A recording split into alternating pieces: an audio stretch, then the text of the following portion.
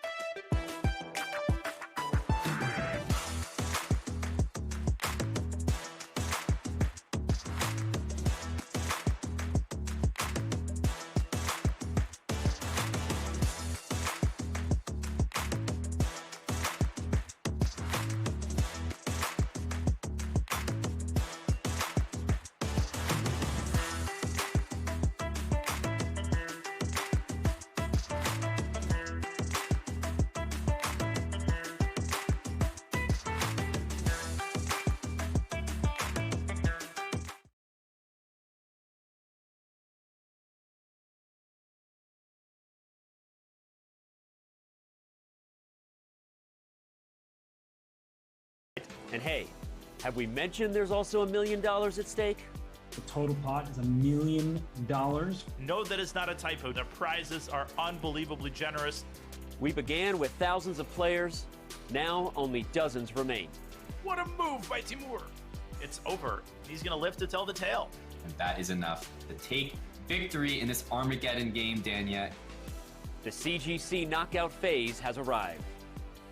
There are those who played their way in, and some are here thanks to their well-earned reputations. No matter who you are, things are about to get very, very real. Oh my What a goodness. match. Massive congratulations to Sam Sevian. A trip to the CGC finals and a clean shot at the largest first place prize of the year. My friends, it's the CGC round of 16. Who will take the next step to Toronto?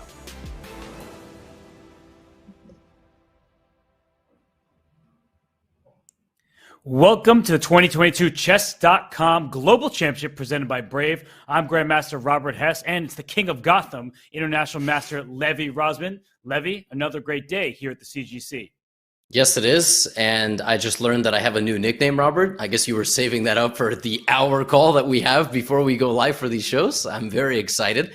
It's been a tremendous amount of fun watching 64 players now down to not quite 16 because we already had a couple of eliminations. What is it? Something like 12 now. But today we have a super exciting lineup of games and matchups for you, as it's going to be the 1 seed and the 2 seed in both of the head-to-heads. And I think we're about to go to a full screen bracket to show you what's been going on thus far, Robert. Yeah, super excited where we are. And as we get into the brackets, dive into the details, we do want to give a quick shout out to our friends at Brave, who will take us through, be our presenting sponsor for the rest of the CGC, including all the way into Toronto. So we're excited to have Brave with us. And as they join us here in the bracket, we see that, as Levy mentioned, we do not have all 16 players remaining in this knockout portion. Levon Aronian, Wesley So made their way through yesterday. But today, we're at the top of the bracket, Hikaru Nakamura, Leonard Dominguez, as well as they're the bottom left, Fabiano Caruana, Dmitry Andreikin. Exactly. And it's sort of a dream come true in the sense that when you get 8 players into a group, you seed them 1, 2, 3, 4, 5, 6, 7, 8. And sometimes you have upsets. On the right side of your screen, in fact, you have a few upsets in some of those groups. You do have some number 1 seeds moving on, but that is really what you are looking for. Is the person who is touted to win a group of 8 actually going to emerge in the final? And today, the answer to that question is yes. And number 1 will be taking on number 2. Yeah, the top-heavy tournament that we have here will continue, but we do want to remind everybody of yesterday's results because 2 players have already punched their tickets through to Toronto. 2 more will join them. That was Wesley So. He escaped Jeffrey Zhang barely in the Armageddon. Jeffrey Zhang was almost had him, could not quite win the game, and Wesley held on. And then Levon Aronian, Levy, he's looking as good as anyone in this field. He absolutely is. You see, yesterday we had 2 completely different storylines. We saw Sam Sevian taking some of the momentum that he brought in with the win against MVL. And when you beat a guy who's in the top 10 and really touted as a beast in Rapid and Blitz, everybody starts looking like, all right, when is the Cinderella story going to end? Or are you going to ride this wave to the live final, obviously in Toronto? And unfortunately, he couldn't quite continue the run, and Levon dominant. And he just said, all right, well, I'm the 1 seed for a reason. But on the flip side, you had an absolute barn burner heavyweight matchup where Jeffrey Zhang fought back from a significant deficit and won and forced an Armageddon and was so close, Robert. He was just so close, inches away from making it to Toronto, but unfortunately came up short. If we can have the same level of drama today that we had yesterday, I'm all for it. For sure. And for some, the clock strikes midnight as you bring up our remaining contestants in this knockout tournament. Of course, we know Pavel Pankratov, Alexei Sarana. Those are higher seeds, or players that might not have been expected to make their way through to the round of 16.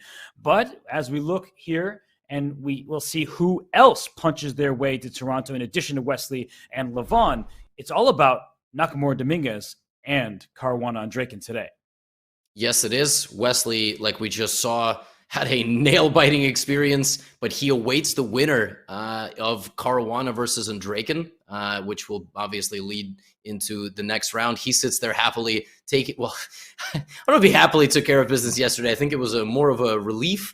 And yes, Hikaru, obviously the top seed, the dominant man today, definitely the best rapid player of the 4 that we will have for you, for the audience. But we'll see. That's the amazing thing. We can't just predict things based on seeding. They actually have to play it out. And I think we have a preview, right? We're going to a preview of the specific matchups. For sure. Look at these 4 players on screen in front of you. We have the All-American Derby. 1 seed Hikaru Nakamura taking on Leonard Dominguez, the 2 seed in that side of things. And then Fabiano Caruana against Dmitry Andreykin.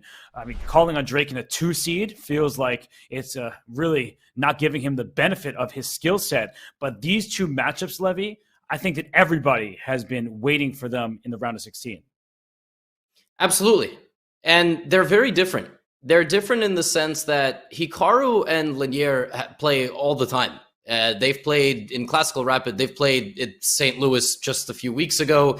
But Caruana and Andreykin, except for their online games, have maybe played each other just a limited amount of times. I'm not sure where they could even possibly meet. They are at the upper echelon of the game, but generally, unless you're invited to a tournament, you're not really going to see these 2 going at it. So this is the beauty of the CGC, is that if you put 2 of them in a group, that is what happens. They emerge out of the darkness that is a group of 8 as the 1 and 2 seed. And they're very interesting stylistically, right, Robert? Because I feel like Dmitry is much more inclined to mix it up. I feel like Fabiano is a cutting-edge theoretician. He will maybe be looking to put away Dmitry just straight out of some sort of preparation that he finds could be a weakness. I don't know. You probably know a little bit more about Fabiano than me, and you've seen a bit more of Dmitry's games. What do you expect for today? Yeah, Dmitry is the ultimate grinder, and we see the head-to-head comparison. This does not surprise me. They are tied in Classical. They are tied in Rapid, but Levy, I feel like that last bullet point there on Draken beating Caruana 2-0 in the RCC, a bit misleading because Fabiano lost the second game because his internet disconnected in a completely winning position.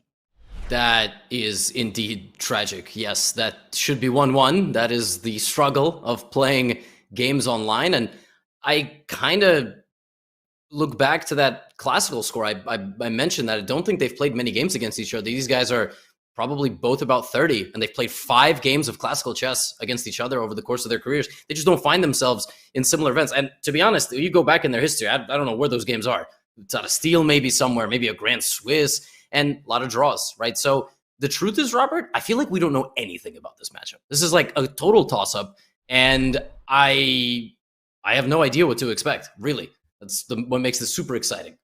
And in many ways, Dmitry Andreykin is the unsung hero of online chess. The guy is winning Title Tuesdays left and right. He made it to the final, the grand final of the Rapid Chess Championship, but before ultimately being eliminated by Jan Nepomniachtchi. But today's big matchup, the one that is starting first, is between Hikaru Nakamura and Leonard Dominguez. And as we look at this head-to-head, look at how many draws they have in Classical and how few draws they have in Rapid. Lanier is a very solid player. And in classical chess, that is really an important asset to have as a skill. He's been consistently 2750, 2760, 2770. And it kind of is not super surprising because I feel like if they played a lot more games when Hikaru was a bit younger in his career, throwing out King's Indians at everybody, then maybe there would be more wins and losses.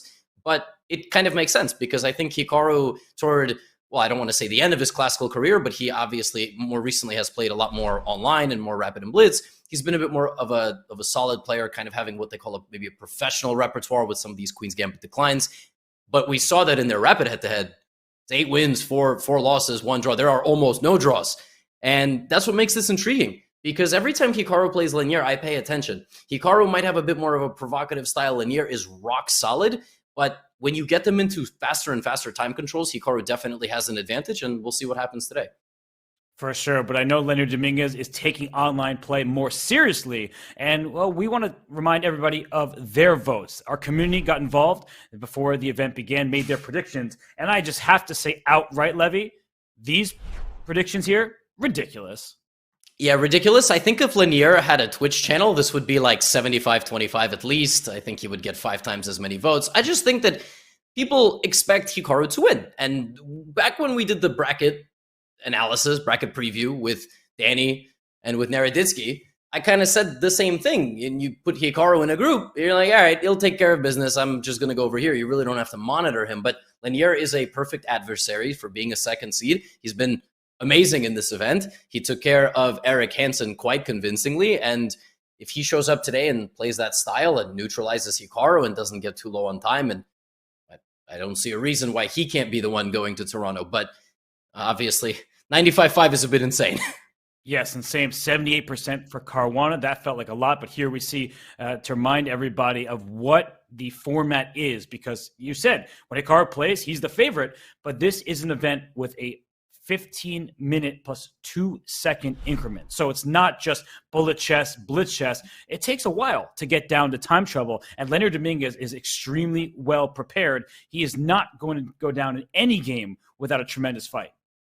Yeah, 5% is crazy. Like, 5%, you can maybe bring in the qualifying round or something along those lines. It wouldn't be the first time that we saw an upset, but yeah, just an overview of the format once again. They play a best of 4. First to 2.5 out of those 4 games does advance, and otherwise they have a bidding system for the Armageddon. As we look at Hikaru and Lanier, you would not think that they are both about to start a very intense rapid game. Lanier certainly looks like it, but there we go. Game face and D4, move 1 from Hikaru.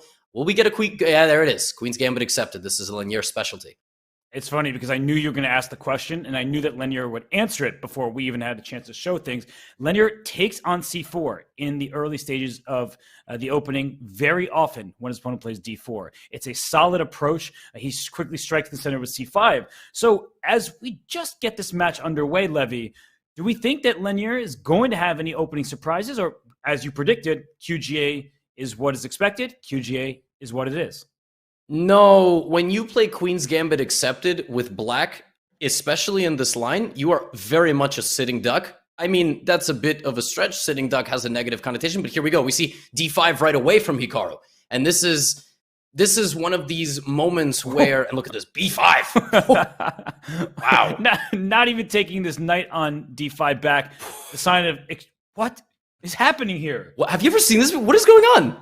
I'm about to click the Game Explorer because I have no idea. And this position, apparently at high-level games, has only happened a couple of times. There is a knight that has been able to be captured for many moves. The point, everybody, is you don't want to take it. You open up the E-file for this rook on E1. So that is why Lanier said no. And it was bishop B4 and bishop G5.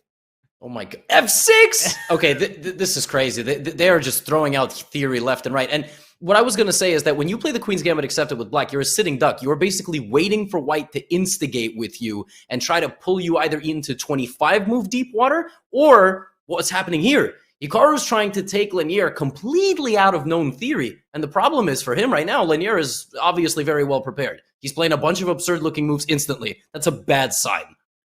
Yeah, this has been already a fascinating battle of opening theory. Let's bring up the analysis board because a lot has happened. We don't want to deprive you of those little educational tidbits. So it all started around here where after A6, playing on the flank, trying to get B5 in, Hikaru decides to strike in the center. And Levy, at this point, B5 is already a clear indication that Lanier has no interest in taking this knight on D5. Yeah, absolutely not. First of all, knight c6 is already a secondary move, I believe, several moves ago. Black generally plays a6, e6, c5, but really waits a lot of the time to play the knight to c6. But Lanier did it instantly, which I know he does, and I can't say I've ever seen d5 in that position. You see d5 frequently, and e4 as well, but this is a completely unique thing. I've never seen this in my life. And it makes sense that he wouldn't take on d5 at any point here because after you take, all of a sudden, white's pieces venture into the center, attack the knight, the rook is over there, the f7 pawn is weak, and that's why I played c4, cutting the bishop off from the knight. But here come tactics, and after e takes d5, this would have been a big problem with rook e1 check about to happen, the king stranded in the center. So now probably what's coming next, as we see Hikaru taking a bit of a think, is an endgame, frankly. They already have traded a lot of the pieces, And the question here is Black's c4 pawn an asset or is it a liability? Because I'm going to tell you right now, Hikaru better hope it's a liability. If Black is able to trade it, he's going to get very quick play with the king going to safety and the rook coming in, and maybe Black is already playing for some sort of advantage potentially. And a big issue is that rook c1 is not available because knight d3 with a fork of the rooks, and you really do not want to bring your e1 rook to c1. That makes the e4 pawn more of a target down the line, and knight d3 is still going to be available at some point. So it looks like a very interesting start to this game by these players, Fabiano and Andrejkin. They will have their game get underway in just a bit. So we will try to catch the start of that game as Hikaru, he's deep in the think tank. So here we go. We have these two starting out as well. Yeah, one funny thing about that line, this move b5, you said it was only really played in one high-level game, and I know we have this game up on the screen, so I'll save that. But chess is so fascinating how nowadays you can just see data instantly. Oh, this was played in Budapest 2022 and this day of this month, and this is what the players were wearing, and this is what they had for breakfast. Back in the day, you used to have to wait for publications to come out. Wow, Winauer! This is such a... Robert, you and I once oversaw Winauer in Vichy versus Pankratov in that first game. And that game was as wild as they get. And playing the French against Fabiano Caruana has proven in the past to be a very bad idea for grandmasters. I mean, Fabiano has won a number of nice games from the white side of these positions. And in general, Levy, the double pawns here on the c file that white is saddled with for pretty much the rest of the game, it's offset by the fact that white has the pair of bishops. So what are your thoughts? You're a Caro-Kann player, not a French player, but you're used to these types of structures. I do not understand the Winauer for either color. If I have to choose which side I understand it better for, it's probably for the white side, because me push pawn, me advance pieces, me maybe win. I'm really not capable of understanding what Black has to offer here, and I think I have played a few times in my life the Winauer over the board, and I've lost every single time. So basically, when I get out of theory, you leave me on my own, it's a disaster. But Andrejkin is one of the other, I think, Russian players who plays the French. A lot of them do. I mean, I've even seen Yan Nepomniachtchi play it, and we see Pankratov in this event playing the French. So it's not dead yet. Okay, maybe in classical we're not going to see it as much, but in these fast formats, it's super, super tricky. But Robert, just like visually, how do you do this, man? You play the French at times, when you're feeling naughty. How do you deal with these positions? I played the French one time in classical chess, and now I unfortunately have been saddled with a reputation that includes that in my repertoire. But I think in the French, right, you have this very strong pawn structure from f7 to d5. A pawn chain is only as strong as its base pawn. White's base pawn is c3 defended, but already d4 is pressured a bunch of times. So oftentimes this rook lands on h4, gets into the attack. You start putting pressure on these pawns on g7, f7, while Black's position is a bit more clogged. So ideally, Black plays bishop d7, castles, and goes for f6, tries to open up the position more and more, but it's easier said than done. And this is also important because we haven't analyzed, and we don't have that position on the screen at all, which is the poison pawns really variation, when in the Winauer, Black allows white to capture a bunch of pawns and then castles queenside. This is a much more positional style Winauer. It's not super, and now it's going to be an extremely positional game as Andrejkin completely shuts down the center of the board. It's deadlocked. Black is going to try to win on the queen side, and white is going to try to not lose on the queen side while also trying to win on the king side with that big space advantage and those potentially weak pawns. Will Andrejkin castle long? Will he put his king in the corner? I don't know. But visually speaking, I, of course, slightly prefer the white side of things, but that doesn't mean anything because they've just traded one piece each, and you can just castle, and Black will probably castle at some point, and we have many, many, many moves ahead. This is going to be a much longer game than the Hikaru versus Linier Dominguez game. Well, speaking of that game, a knight h2 played by Caruana, you know what he wants. He wants f4 and so on. He wants to push those pawns. So we'll see if he's able to get everything here, because if this pawn can get up the board, that would be really nice for him. So let's go back to the game between Hikaru and Linier, just because that's deeper along here. And let me grab that one. Okay.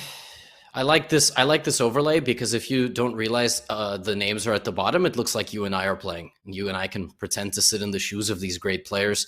Okay, so Hikaru is a pawn up, but he is down more than 5 minutes, which makes me think that Lanier did not lose this pawn by mistake, and he will probably be winning it back very soon. Rook d3 doesn't quite win it back, but it activates the rook and forces white to maybe play knight d1, which is just a very not a pleasant move to make because now you can't move anything. But there's still some accuracy to be had here. So far, though, if Lanier gets out of this completely unscathed, Robert, it seems a tremendous preparation from him. Right. No, I mean, this is activity for the cost of a pawn. So right now, we see that the knight on d1 is passive, the rook on d3 very active, and there are no more weaknesses in Black's camp. The only weakness was sacrificed, jettisoned, and so Black has all its activity. Exactly right. Maybe White is going to try to put the rook behind the c pawn and c3, c4, c5 in the future, bring the king over a little bit. That's sort of the plan. Hikaru is not a guy who loses time for no reason, let's put it this way. He's not a guy who's wasting 5-6 minutes of clock time and indecisive. No, he really just doesn't exactly know how to untangle here. He's doing his best. These guys have processors in their brains that are unbelievably fast. So to see him down 5.5 minutes trying to find a way to untangle here and make some degree of progress is very interesting. And it just shows you that Queen's Gambit accepted, voluntarily giving up the center so early in the game, but trying to even win back a sacrificed pawn a little bit later is an opening that requires extreme precision and very, very good memorization. And Lanier has shown that so far in game number 1. Yeah, no, this is great play by Lanier. His king in the center over here, looking quite nice. And we'll see if that king can dash as well. And yeah, no, it looks like a very nice setup for him as Hikaru continues to think. Have you ever seen Hikaru down 6 minutes on the clock? No, this is what I was saying. I'm shocked. I'm sure you can find games he's unpleasant in some sort of opening, but he's nearly down 50% of the time. King f1. But I mean, I think White's moves are relatively straightforward as well. So it's not like Hikaru has to worry about losing this game in a few minutes. It's not that kind of activity for Black. It just feels like, well, I mean, I prefer most of Black's pieces, especially the rook on d3 compared to the rook on a1, but you can't attack another pawn or anything like that. Yeah, this will be a while. Either Hikaru will find a way to bring his king a little bit, f1, e2, and get out of all this, or Black just has a wonderful blockade. What sometimes happens here with Black is you lose a pawn, and you just get all this activity. You say, I did my job. A guy's low on time, I did my job. But with opponents like Hikaru, you can never really relax. Some in the audience might remember the game that he won against David Navarra. It was just a completely equal endgame. And if you don't remember that game because you don't even remember what you had for breakfast, that's completely fine. Don't worry about it. But Hikaru can win the most equal of positions. Although generally he's doing it from the stronger side of the clock. So 5 minutes down winning an endgame, it's not simple, but 7 minutes is still just so much time. And it's an eternity. And if suddenly Lanier is uncomfortable defending, then he will not succeed. He will make a mistake, and suddenly the extra pawn will be felt. For sure. So, I mean, for Hikaru, game 1 with the white pieces, you'd really prefer to get a more unbalanced position, something sharper, something that gives a little more fight. But now Lanier's thinking. So I do believe that psychologically, Hikaru can start feeling a little bit better, because if you see the evaluation bar, Levy goes up a little bit there, and that might make Hikaru doesn't know what the evaluation is, but every single move for Hikaru, bringing the king towards the center, trying to activate those knights, it just feels like if there's not 100% accuracy from Lanier, then he's not going to get this done. I'm sort of confused what the idea here is. What is it? King e2, bishop b5? Is that what is the play? Like, if of course White wants to bring the king to touch the rook, and then wanted to play f3, f4, which is why Lanier just played the move g5, and g5 will prevent White from playing f4 himself and removing the knight and then trying to win the rook. And the only reason Hikaru hasn't moved any closer with the king and is kind of staring out the window and looking at the weather and calculating is because the bishop for black is going to probably go to b5 on the same diagonal. And suddenly white has walked directly into the line of attack. Not to mention that Lanier doesn't even have to use the g-pawn as a defender. He could use it as an aggressor with a move like g5, g4. And the extra pawn for white is not felt. It's not quite there. It's much more sort of hoping to survive than confidently standing and playing a pivotal role in the position. Right. No, it's yeah, that's one that I don't envy either player because for Hikaru, you need to really find everything, a deep sort of idea, a plan to get you some play. And for Lanier, it's like, well, I'm down a pawn and hopefully I can keep this up. That's the goal. So, yeah, I don't know. I think that both players shouldn't be too unhappy, but it's just one of those games where you're going to just dig deep. Oh, you got to dig super deep. For all the hype and for all of the number 1 versus number 2 seed here, this is going to be a dirty, scrappy endgame grind. That's what's going on here. It's not going to be like our other game where we had almost no trades, but it's going to be whether or not Hikaru can demonstrate that, okay, maybe his preparation was not having him in a situation up 6 minutes on the clock, but he won a pawn and he created enough practical chances, and Lanier was unable to deal with them. But the problem in chess is that you have to make moves. It's not just the rules. You cannot just sit there and go, my position looks good. I did my job. No, every move you actually have to do something. You have to change something on the board. And that is where the variance pops in. I wonder if we are able to see Caruana versus Andrejkin. Yeah, or we can. You can go over there and see what's going on. Those are the worst rooks I've ever seen. What is that? Those are the worst rooks ever, and yet the evaluation says zeros. What? It just feels like some modern art museum, like we're supposed, this is the tragedy of the rooks or something. We have to analyze this image. I think we understand why they're there. He wants some kind of G5 move, and then once en passant happens H6 to be defended. But that's why Fabiano Queen C1, just saying no G-pawn push for you at the end of those variations with en passant, H6 will be attacked 3 times. And we just saw Andrejkin smile and take a sip, because I think he's smiling at, Jesus Christ, why do I have rooks on H7 and H8? But the truth is, he might still get a lot of value out of playing the move G5. Maybe even right now, at the end of the whole sequence, his queen side could be a little bit weak. And if we follow that sequence all the way down, like G5, HG, FG, Rook H6, blah, blah, blah, blah. At the end of it, there's going to be, and that's why we see A6. There we go. So now the king on A8 is going to, let's see, you can't do it just yet, but as black plays A6, the king now no longer has any liabilities. Wow, queen B2. Switching gears, it looks like. Just going for the B file. Maybe queen will plant itself on the B6 square as well. So not afraid of G-pawn pushes is Fabiano Caruana. No, he's not. He's like, do your worst. Do your worst. G5, I guess. Yeah, he'll en passant. Well, you must. It's forced, as we know.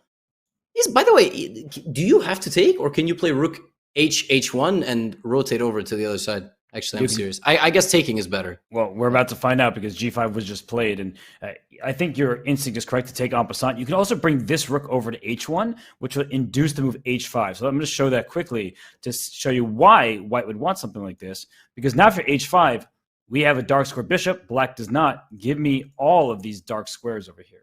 This bishop can actually just venture right into black's position. Yep, exactly right. White is asking questions of black on all 3 sides of the board at this point. In fact, it almost seems like black cannot do anything. If I'm looking at this plan, this position, the only plan that I see is knight A7, knight B5. That's it. I don't see anything else, because pushing the G pawn forward, you cannot. White will put the bishop there. And or play f2, f4. Robert, I don't see anything else. No, but I guess Dimitri's hoping that he can continue to lock up this position. A bishop on e6 is not always the best blockading piece of a passed pawn, and we are seeing a variation this is happening. But a bishop on e6 can be kicked if there's a knight coming into a square like f4. White doesn't have any knights. So this actually is a full-on blockade here. And Levy, I'm not really seeing how White can crash through. Maybe later f3 and g4, but it's going to be a very long story in this game. Robert, correct me if I'm wrong. So I'm actually trying to learn a bit more myself about this position, and I also think the audience would benefit from this. In any position, you have to always evaluate what trades would benefit a side the most.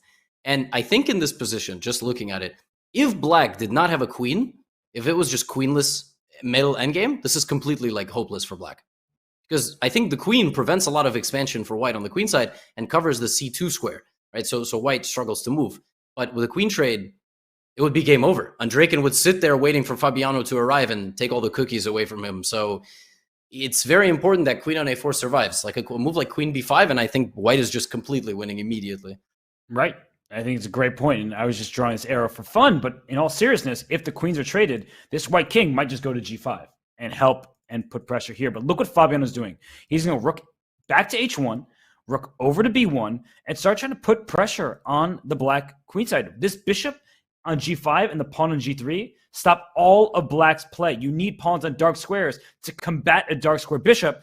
All of black's pawns, every single one, all 7 are on light squares. This position is miserable for Dimitri. Maybe he can hold, but he will never have an active plan unless his knight can sort of get into the game. Maybe knight d8 to f7, or as Levy was mentioning, bringing the knight to b5 at some point. But this doesn't look very appetizing.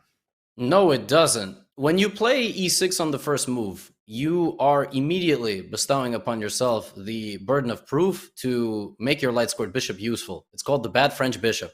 And in this game, there are 7 out of 8 pawns still remaining on the board for black, and every single pawn is on the same color as the bishop. Literally. And the craziest thing is only really one of them should move forward ever, and it's the b pawn, because if you play a6, a5, then white will very quickly go trade queens. Some sort of rook b1, queen b5, and you cannot trade queens with black. You just literally will lose the game. That king is going to walk up. In fact, Robert, there is a world where white can play bishop f6 and walk the king to g5 right now. And the king is safe. Like knight d8, you could just take it. It's like, but of course, you should trade queens. But it's just so funny. I think this is just a matter of time. I don't know how you feel, but this is a very nice display so far from Fabiano. I feel like looking at the eval bar, it's like wrong. You know, it's like this position is so miserable for black that even though objectively it's fine, it feels losing for all the reasons that Levy was highlighting. Queen trade is terrible for black. This king can walk up on the dark squares and into g5 later. Black has no active play of his own. So let's leave Dimitri to this task here, because it's not going to be fun and it's going to be difficult. So he'll probably start thinking. He did play b6 now. Let's go back to Hikaru versus Dominguez, because things are changing over there. Hikaru has pushed his pawn.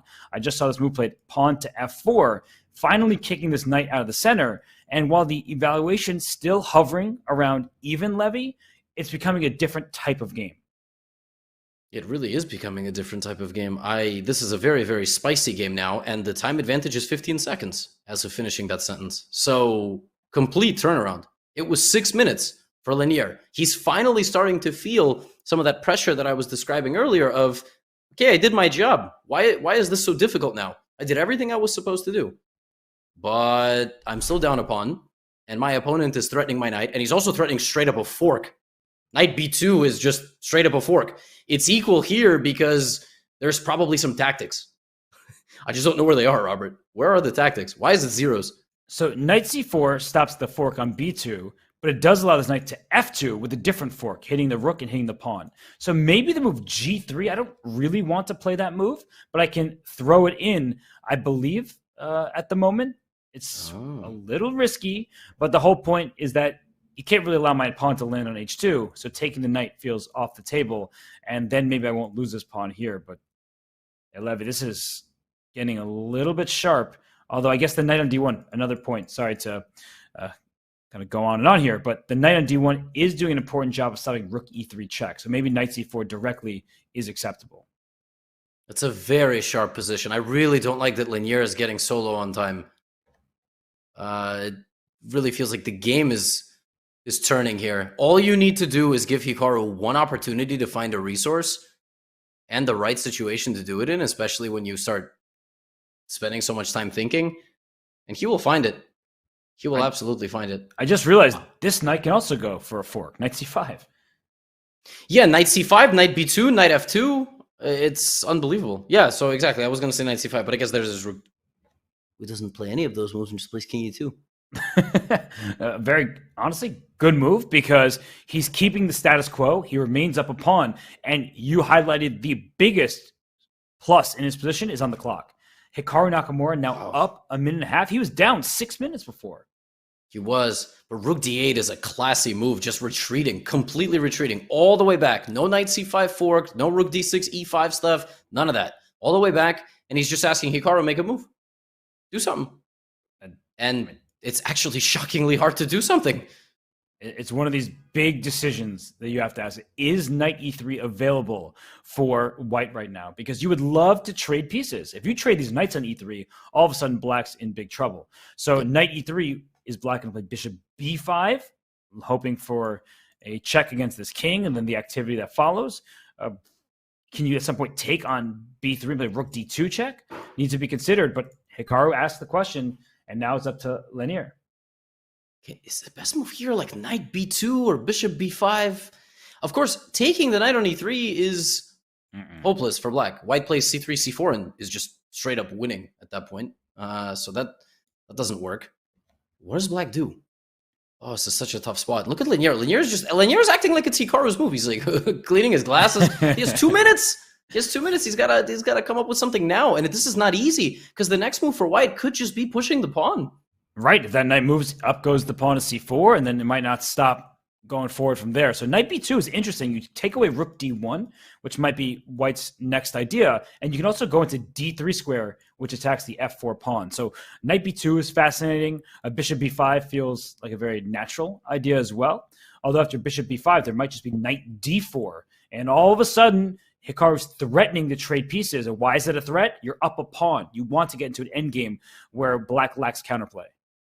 I mean, from my eyes, bishop b5, knight d4 looks terrible for black, because it expedites the trading process. Whoa. And, okay. What? Ooh. A simple fork? Wow. Could this really be the solution? I think this is the biggest difference, Levy, between talking about chess and thinking about the game, because this did not even come close to entering my mind. Yeah, wow. That was the last thing. I thought knight b2 for sure, but I'm sure knight b2 had some sort of refutation. And knight b2 is one of those moves that you kind of gamble in low time. You play it and you just go, it looks cool. I got knight d3 or something. And your opponent actually thinks. They don't gamble at all. They call your bluff and you have nothing. But, Robert, which pawn do you... Okay, he just takes on g4. Robert, can I be honest? I forgot it was hanging. I just straight up forgot g4 was able to be captured. I appreciate your honesty. I would take the b3 pawn now for Linier, because I want to have this outside pass pawn, a huge strength in an endgame like this. The knight can go back to c5, where blockades white's passer and attacks e4. So I think Linier should take on b3 here, but I'm guessing there are problems with opening files and allowing this rook on c1 to get into the game. Yeah, I can also argue for e4, because it sort of prevents the rook moving on c1, and you have maybe a rook d2 in the future. But I agree, it just feels correct to take on b3. Well, Linier has 80 seconds. It's a 50-50. And this is exactly how you end up losing to Hikaru in the long run. He just plays all the best moves and makes the position complicated for you, and you lose your 7-minute time advantage. Okay, knight takes b3 is played. He has 1:11 on the clock. He's now down 2 minutes. This is so scary. I think the issue for Linier is not his current clock, but you know that these decisions will take 6 seconds, 7 seconds. There's a 2-second increment. Linier is a very good blitz player, but Bullet is a whole different animal. And you're playing against Hikaru Nakamura, the Bullet chess champion. You don't want any part of eventual e5 and maybe a knight sinking its teeth into f6. So, of course, the rook needs to move right now. But it just feels like Hikaru will keep the tension until the right moment and then start creating threats. Hikaru might just play rook c2 here to cover anything on the d2 square and ask Linier what's next. But then Linier has time to play a5, a4, and there's no rook a2 because of knight c1. Well, there's no rook a2 at this level. For the average the average player, rook a2 looks fantastic. I'm just going to win the pawn in the future. But yeah, there's forks all over the board. So he plays rook d1. Wow, just going into this knight endgame, huh? A non-zero chance that taking on d1 is acceptable. You typically don't want to trade when you're down to pieces. You're down a pawn here as black. But with this outside pawn, it will distract at the very least white's king. And then there may not be enough material remaining to start picking up remaining pawns or creating a passer. So rook takes d1, not the question. But Levy, 45 seconds now for Linier. He's got to start making moves more quickly. He's got to start making moves. He no longer has any time to relax. I really feel like he's played this game way too relaxed. And that can happen when you have such a success in the opening. And he trades. And wow. The evaluation goes up to plus 1.7. And it's going to fluctuate a little bit here. That was an incorrect decision and one that took him a lot of time. That is a shock. Are you shocked? I'm shocked at that decision. Because you just, like, there is a very high chance you were just straight up lost here. Endgames are theoretical. They're kind of scientific. They're solved. So you might just straight up be lost here. I'm shocked. He's basically saying, no, Hikaru, I don't think you have a way to win this. And he could be right because there are not that many pawns remaining. And so if you can trade some more pawns and just keep this white king at bay, he has chances. You see a trade. That helps the defensive task. Now, What does white need? A passer to start moving. A passer over here to start moving. The C pawn is blockaded. The A pawn is free to go up to A4 at some moment just to keep white's pieces frozen. And that's the big thing. So if Linier has calculated this correctly, and I trust Linier, and honestly, Levy, at the Olympiad, everyone was marveling at Linier's endgame prowess, then he knows that he can hold this with right play, but not with 24 seconds. That's the biggest difference right now, is the time. Yeah, for sure. And it's fascinating that he goes into an endgame down a pawn with 3 completely isolated pawn islands, but the only reason he's not completely lost is his pawn on a6. And he's not even in a rush to push it. It's just there. The second he pushes it, it actually gets a little closer to white's pieces. And white can spend some time walking over and winning it. So he's just going to leave it there. Maybe he'll push it once. It's just going to make it difficult for Hikaru. But now c4. And Hikaru keeps f4, g2, and h2 because he wants a cluster of pawns. All right, there's a5. Linier has indicated he's pushing now. Is there king f5? He probably could have protected his knight that way. He brings his knight back, hitting the pawn. And if c5, where's this knight going? I don't know. Oh, gosh. 7 seconds for Linier to make that decision, by the way. Not looking good. And by the way, you don't even have to push. You can play king d4, king c5. Oh, I like the look of that. So, knight f5 check. He played that. He gained 0.2 seconds, so at least he's got some mouse speed. He's got to move. Oh, he goes right up the punch, and that's a bad decision. It's a losing decision, in fact. Why is it losing? It's just here. Oh my gosh, you cut the king off. Yeah, but king e7? Now it's losing. Oh, c6, c7. He can't stop the pawn. He can't stop the pawn. Wow, what a finish. And Robert, we called it. What a clutch performance from Hikaru from start to finish in this game. Oh my goodness, that extra pawn, he had compensation for it, but he didn't have the time to play all the accurate moves. That's what happens in sort of gambits. That is a big start for Hikaru Nakamura. Linier will have to strike back, but we do have another game in progress. Fabiano Caruana with the white pieces. I can't even count the material. Is he up something? There's so many F-pawns. And what is this? Now he's not. He was up. Now it's 6-6, I believe. It's the weirdest structure I've ever seen. Also, black has 2 passed pawns. The G and H pawns are literally passed pawns. They're just seemingly more easily blockaded than these F and E pawns. And I believe that Fabiano will try to trade off the bishops because if the bishops go away, then these pawns really start rumbling. Yes. Robert, I have a question for you. Does white have 2 passed F-pawns right now, or is that 1 passed F-pawn? I'm going to go with... I'm going to go 2, just for this position. Two, right? Kind of. I don't. It's a philosophical question. I don't know. Because at some point we want to put our pawn to f6 and then bring the next one to f5. So it just feels like they're both runners that we need. Yeah. How did we even get here? By the way, okay, b5 apparently computer doesn't like.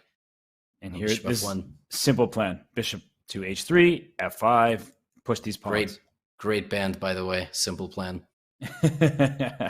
Unintentional reference. Yes. How do you stop this by black? This whole game has just felt like all Fabi. That's why you don't play the French defense against Fabiano Caruana. I said it as soon as we saw it. Don't do it. Yeah. It felt like a game 4 opening when you need to win with black. It does not feel like a game 1 opening. You play e4, e5, game 1. That's what you do, right? I don't know. So surprising. I wonder if Dmitry, he plays the Sicilian, he plays the Petrov. You don't really want to play the Sicilian against Fabiano either. We saw what happened to MVL and the candidates. All that preparation just bashed him on the head. And then playing the Petrov against the world's greatest Petrov expert, maybe Jan de Palm, she can stake his claim of that title. But either way, look at these pawns, Levy. This is just straightforward stuff. This is crazy. This is a race of epic proportions. You have E and F going together. You have AB about to break through on the queen side. The problem there is that the only pawn that will survive the rubble is the C pawn, and it's just not far enough. It's just, white will play CB. White will not play AB, although AB is probably also okay. But I think just F4, F5, E6, F7. Where's the plan here for black? Yeah, E6, I guess the idea is rook C6 and try to get the rook over here. That might also be too slow, by the way. I can show a variation just very quickly, and we'll go back to the position, is after E7, if you start trying to take these pawns, well, then I believe this king comes up, and somehow this is winning. Oh, because you take here. Yeah, rook F3, rook E3. Yeah. Ooh, okay. Yeah. Well, I thought that this would be a mistake, but no, just eat everything and win the game. But that's why Fabiano will take his time. He plays king F4, play king F5, and then push the pawns. And he does ultimately do it this way. And yes, black gets the C pawn, but it's not good enough. And ultimately, white can even sack the rook on C1, maybe in some position in the future, and promote. So what's going to happen is white will play E6 and maybe E7. And that will be that. And Fabiano also heading the clock, so wisely using his time here. No need to just push the passed pawns without calculating. Here he goes, E6. As mentioned, C2. White's pawns are mobilizing first. Although, if this kind of situation happens with a trade on C1 here, the black rook lands, G2 next, that could be devastating. So he does plant his rook on C1 in front of the passed pawn. Patience. Is it a mistake? Still +2. There's a way to maybe blunder rook C6, king E5, rook H5. Oops. Oh. G2 played. Wow. The problem with trying to push 2 pawns laterally is the rook covers all the squares. Right. So the rook on C1 defends everything, and the white king is going to E5. You still need extreme precision here. I think king F5 is just a good move, because the point for black is at some point go G1 and C1, but you lose both of your passed pawns, and then white pushes. So E7 first, and still good, and now completely winning after rook H8. An error somehow. It's beyond my pay grade understanding why that was a mistake and he had some other way to go forward. Just bring this king up, right? Even king F5. Yeah, king E5. Yeah, king E5, king D6 has seemed very natural to me. Yeah, king F5, king E6. Just bring the king into the game. The king is a weapon in the end game, and there's king F5. Rook G8. Doesn't that allow F7? G1? G1? Oh, goodness. This is you could screw this up, man. This is anything but over. I'm confused. Yeah, Robert, I actually don't like this anymore. I don't even know what you play here. How about rook H2, and if you promote, I sack this rook for 1 pawn. I sack this rook for the other pawn, and then I get a queen. Okay, but rook H2, H3? I didn't get any further than that. I'm just making a one-move idea. Oh my gosh, this is crazy. Fabi's down to 25 seconds. I'm nervous, man. He's nervous. Look at him. He plays F7. G1. Take. Oh, the eval goes to even. Oh my gosh, he was winning some other way. And he could lose this. There's a check on G5. Yeah. Oh, he's going to make a draw. Is it? Oh my gosh, if the F pawn was on F4, there wouldn't be rook A3. Well, actually, there would be. Oh, it's covered. Right. So can he take on D5? What's happening after that? Yeah, Fabi is unhappy with himself because that was definitely winning. But Robert, can we see how? Sure. And it's a draw. it looks like at this moment here, this is a critical moment already in this day. And all right, I guess F4 is just a winning move. So yeah, of course. Yeah. If you promote and do this whole thing, now when we have rook a3 check first, Levy, that's the key. Oh my gosh, that's so deep. The point is that now the king moves somewhere, let's say to b7, and when you get the queen, black queen second, and there's checkmate about to happen because white checks first. Robert, F4 was an unbelievable move. That you literally had to use your last bit of artillery and rotate the rook over. That I don't think that's findable. I really just don't. What an incredible game. And kudos to Andraken, because he could have went down multiple times. What an absolutely unbelievable finish. That's just a ridiculous play. So draw in this one. So it is 50-50 here. And we do want to give another shout out to our presenting sponsor, Brave.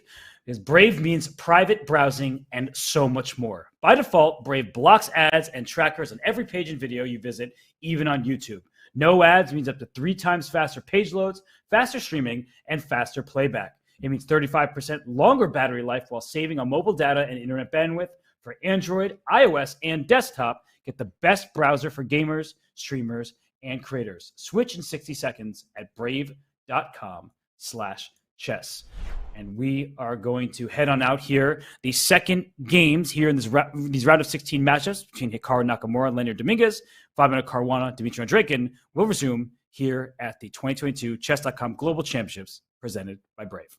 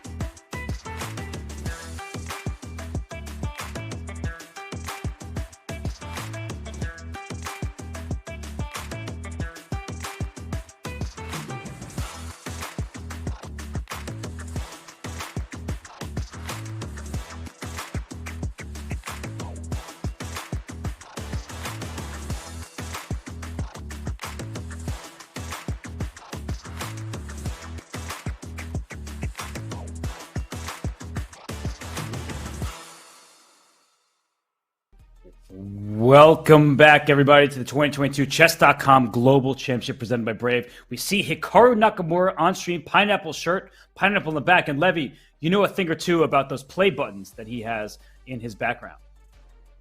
Yes, I do. I was not expecting to have to discuss YouTube milestones in the middle of the last online round of such a prestigious and wonderful event that leads up to a live final. But yes, on top of also being a dominant chess player, Hikaru got a couple of nice yuku. I just combined YouTube and accolade all in one.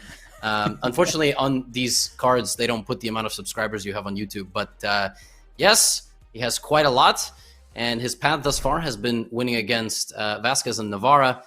Very convincingly, I must say. The matchup against Navarra in particular was just dominant from start to finish. And I would say in that first game, he did exactly what he did to David Navarra in the second endgame that he won. He is a nightmare to play against in any position where the balance is 0.2 or something along those lines.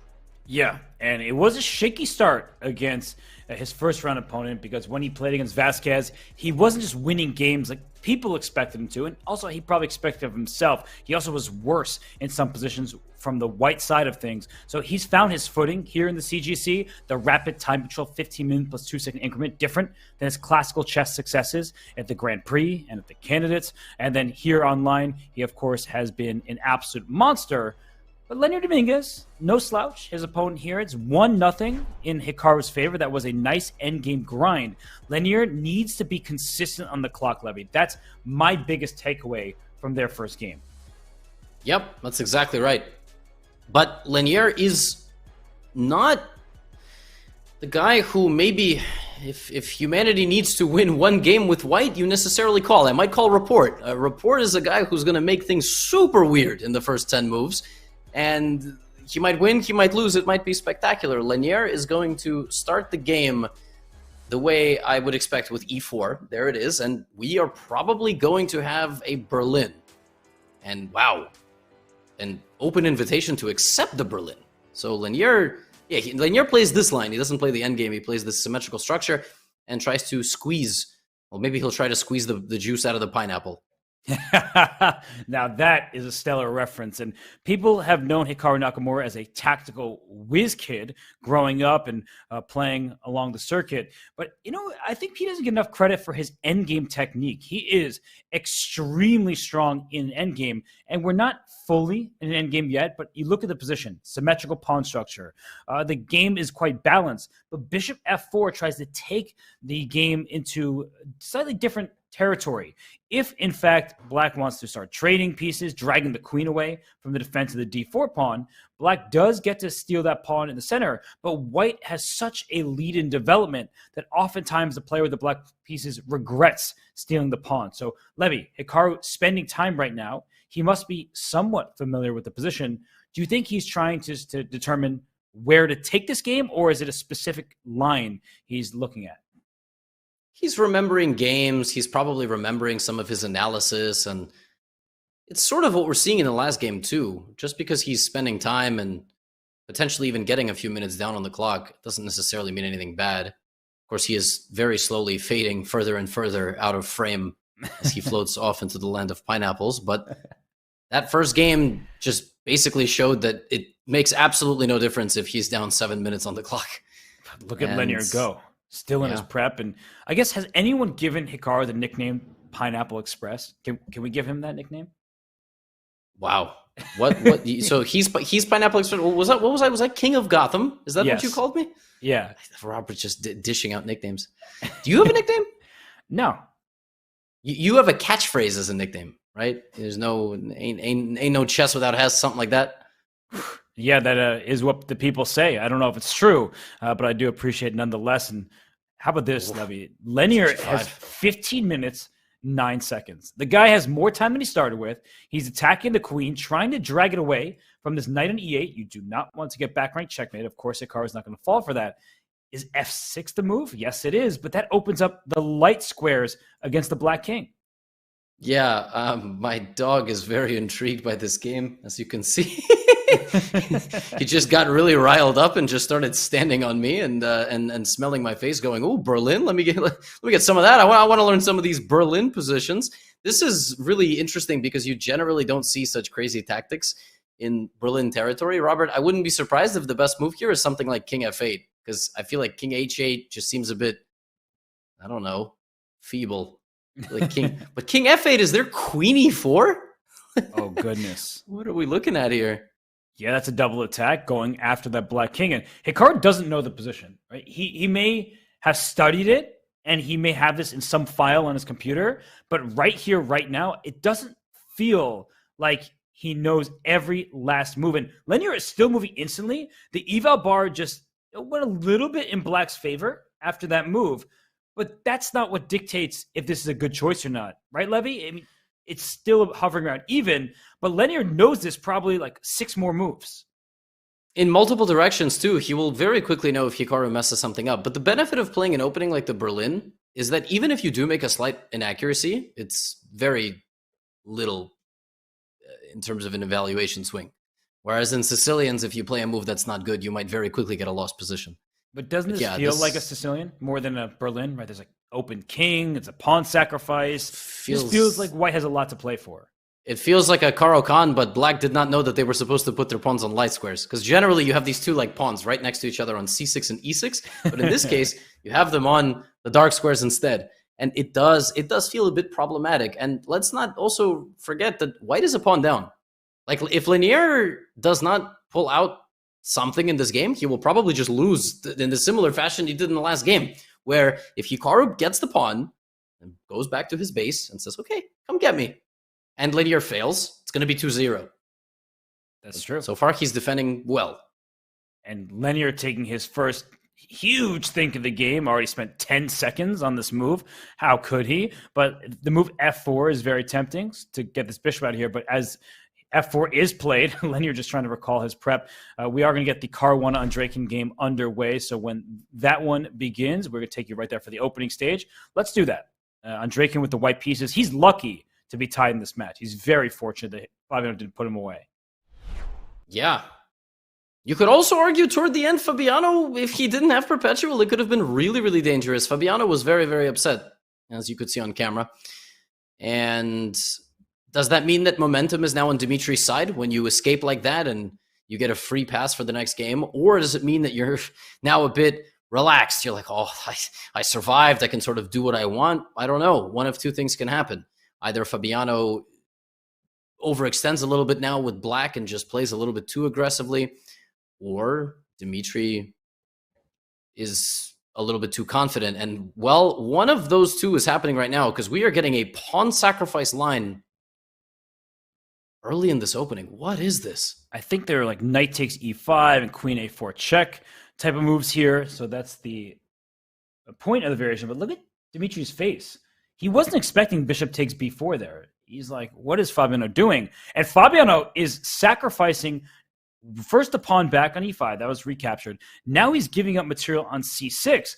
So Fabiano, in a sharp variation, seems to know what he's doing, Levy. And I was going to say, even before the sequence, I don't like playing into direct variations against Fabiano. I think you should keep it a little bit more tame and then pounce later. Absolutely. If the choices against Fabiano are on move 10, I'm going to sacrifice a pawn, and then I'm going to play a super forcing line, maybe he doesn't know it, versus I'm going to play 18 moves of theory, and then I came up with this interesting idea that's quite nuanced, and it's still equal, but that's my chance. I'm going to choose the second one, because choosing Fabiano probably doesn't remember it. It's just kind of disrespectful to Fabiano, I feel like. Of course, that was not Andreikin's strategy, but the strategy was more like, this line is quite crazy, and there's a chance that I can catch him, but it doesn't seem to be happening right now. Does white castle here or take on c6? I don't think he's going to take on c6. Even though bishop h3, to my eyes, not allowing white to castle, and Fabiano playing so quickly, like he entered this for a reason. So if I'm Dimitri, I just castle and then try to figure things out from there. But I think we have to go back to the other game. I understand we just got here. The opening is just finishing in this one. But the other game between Lenier and Hikaru, look at this. Like the last bunch of moves happened where f4 chased the bishop. It had to take rook b1. The bishop had to go to a3. Queen a5. The bishop had to go to c5. So a series of only moves. And Levy, Lenier has spent so much time. He's given up 7 seconds off his initial clock. And Hikaru, once again, down a lot of time. And there are a bunch of threats in the position. And Hikaru goes knight d6, giving up c7. Hey, well, listen, when the options are lose a pawn or get checkmated in one move, maybe some of the audience would disagree of the verdict, but I would probably lose my pawn on c7 instead of getting mated. This still looks absolutely horrifying, though. Like, 3 of your pieces have literally not moved. What move is it? 22. How is that possible? Never develop. That's how you play chess these days. He hasn't moved 3 pieces. Literally, he has. Right? I don't think a single one of them has moved a single time. You are correct. How is that acceptable? I'm not saying he did anything wrong. I'm saying Lanier has played such a practical line, very, very difficult, but Hikaru is finding only moves. And credit to the guy. It's zeros. And I would play the move bishop b3, thinking that I can continue the attack, but maybe there's some bailout, like queen takes c7, and if we trade queens here, I'll just show this line very quickly. It's kind of a funny repetition of sorts. Yeah. Rook b8, knight a6. You can't take the knight over here. Why is this winning? Oh, because rook d1 at the end or something? I thought this would just be like a repetition. Bishop d5 or something ridiculous? I guess, yeah, black can't really move. So funny you get to a position like this and it's just completely winning. When even rook d1 looks pretty good. Totally winning for white. Wow. Look at you trying to find a draw amongst the win, and it was still winning. We can't all be Anish Giri, can we? No, Robert, I was so hoping you were above that. I knew what I was getting myself into. Oh, well, sometimes you have to give Anish a little bit of flack. Obviously, Anish Giri, one of the remaining contestants in this field, he plays Pavel Pankratov on Wednesday, so that will be a fun one to watch. And actually, Anish played maybe the best match of the entire event when he beat Raunik Sidwani. The guy was on fire. He played brilliant chess in every single game, and he just blanked the guy. Dominant performance. And of all the players in the round of 16, you can argue he has, well, I don't want to say necessarily the easiest, but he has the technically the easiest on paper. He's playing the lowest seed of a group, and that's Pavel Pankratov. Pankratov took down Vishy Anand and Nozhebek Abdusaturov. So does he get an elevated status with 2 absolutely incredible upsets? Does he suddenly just jump to 2 seed on merit of beating 2 incredible players before him? Or do we just look at the stats, and the stats say that this is not a number 1 versus number 2, and Anish still has to take it seriously for sure. So we're going to see how he does. But I feel like we shouldn't be talking about a matchup that's not even on the screen. We have Hikaru here trying to solve this 20 by 20 Rubik's Cube of a Berlin defense. And if he does, it will be incredibly frustrating, I think, for Lanier. Because how do you get to this position and just cannot win it, cannot convert it?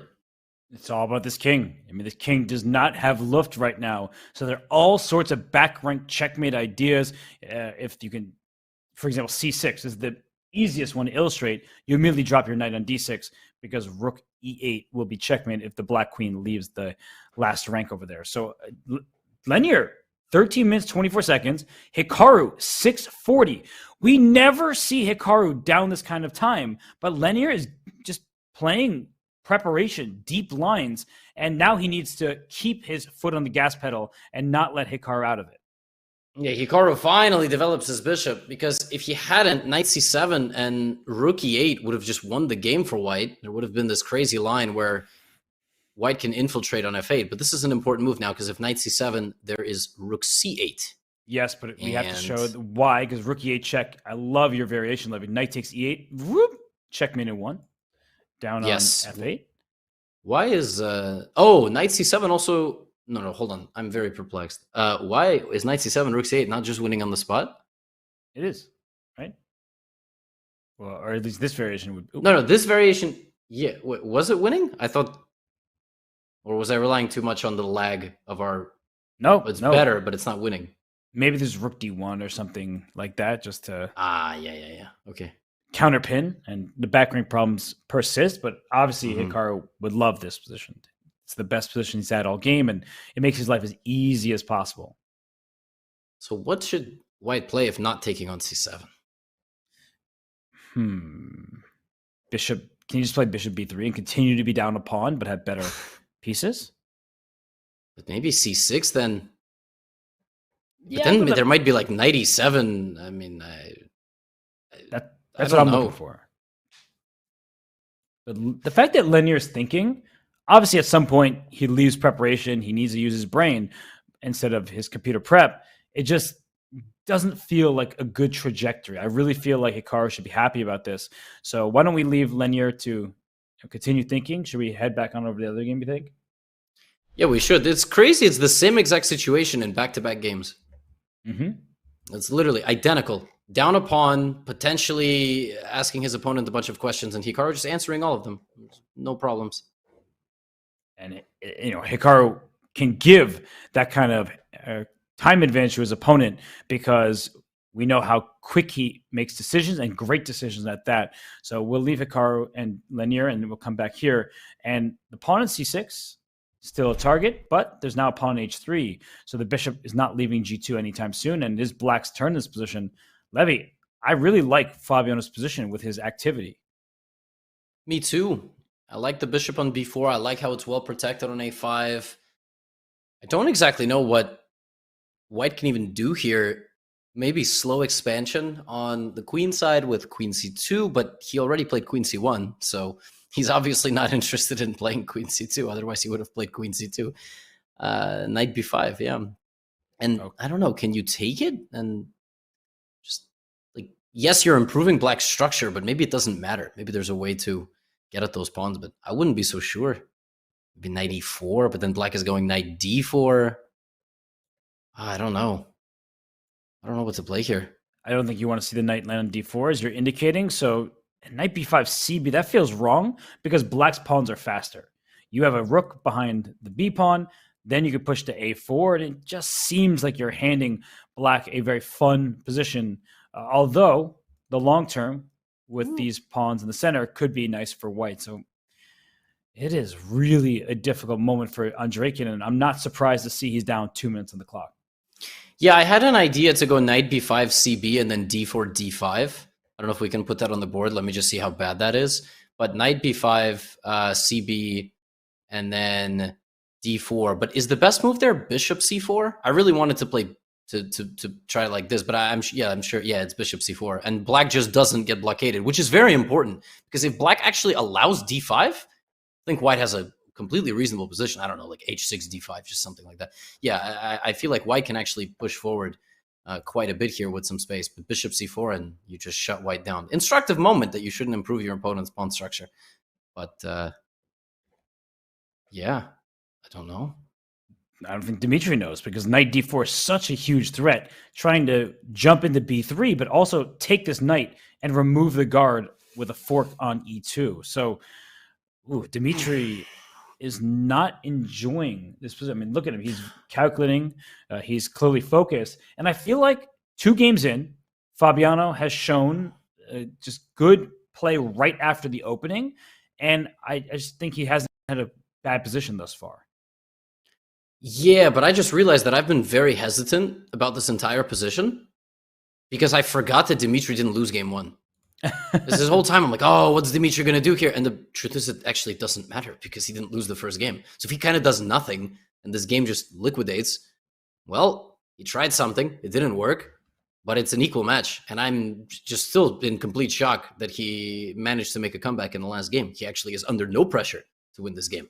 So yeah, maybe it's not as bad as I thought. I was actually very down on his position, but maybe he can find a way out. Yeah, that is the nice thing. Not a must-win scenario by any means for Andreykin. The same might not be able to be said for Lenier Dominguez, who lost game 1. And if he doesn't get game 2, he could be eliminated after just 3 games here in the round of 16. But Levy, I mentioned the clock 2 minutes ago. Now Andreykin down to 7:25. It's ticking. His position's not really clear how to proceed here. I think if I were Andreykin, I would try to find a way to liquidate and force pieces off and try to ensure I can make that half point. It's an interesting. Wow. So you're already saying it's time to consider some sort of bailout rather than trying to find a way to play for advantage. You think black has basically proven that the position is completely stable and in the long run only King h2 after 2.5 minutes of thought is not a good sign. Because if this was bullet, you play King h2 instantly. Right. So, wow. Knight d4, anybody? It's threatening knight. I mean, look how quickly Fabiano played that. Knight e4. Whoa. Look at him take a sip. I like that confident sip of water. Like, yeah, you would have thought, but is he just worse here? What is he confident about exactly? So I think if knight b3, he's going to play something like queen f4, queen e5, right? He's going to go for... That actually looks great. So knight b3, queen f4, knight a1, queen e5. Doesn't that just look... We'll show this on the analysis board. So knight b3 hits the queen and rook with a fork. The queen jumps out. If you take this rook on a1, there's queen e5, and Levy called it, threatening checkmate. The only way to stop it is f6, but you drop first the bishop with check, then the knight in the corner, 2 pieces for the rook, a winning position for Undraken. So knight b3, queen f4, and I wonder if you could throw in f5 doesn't... Well, maybe. It's a risky choice, that's for sure. What if you play...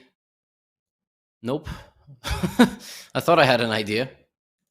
I don't have an idea. Maybe it's simple chess, just f6. Just blunt the bishop. The rook is still in attack. If the rook leaves the a file, a4, a3 happens before you know it.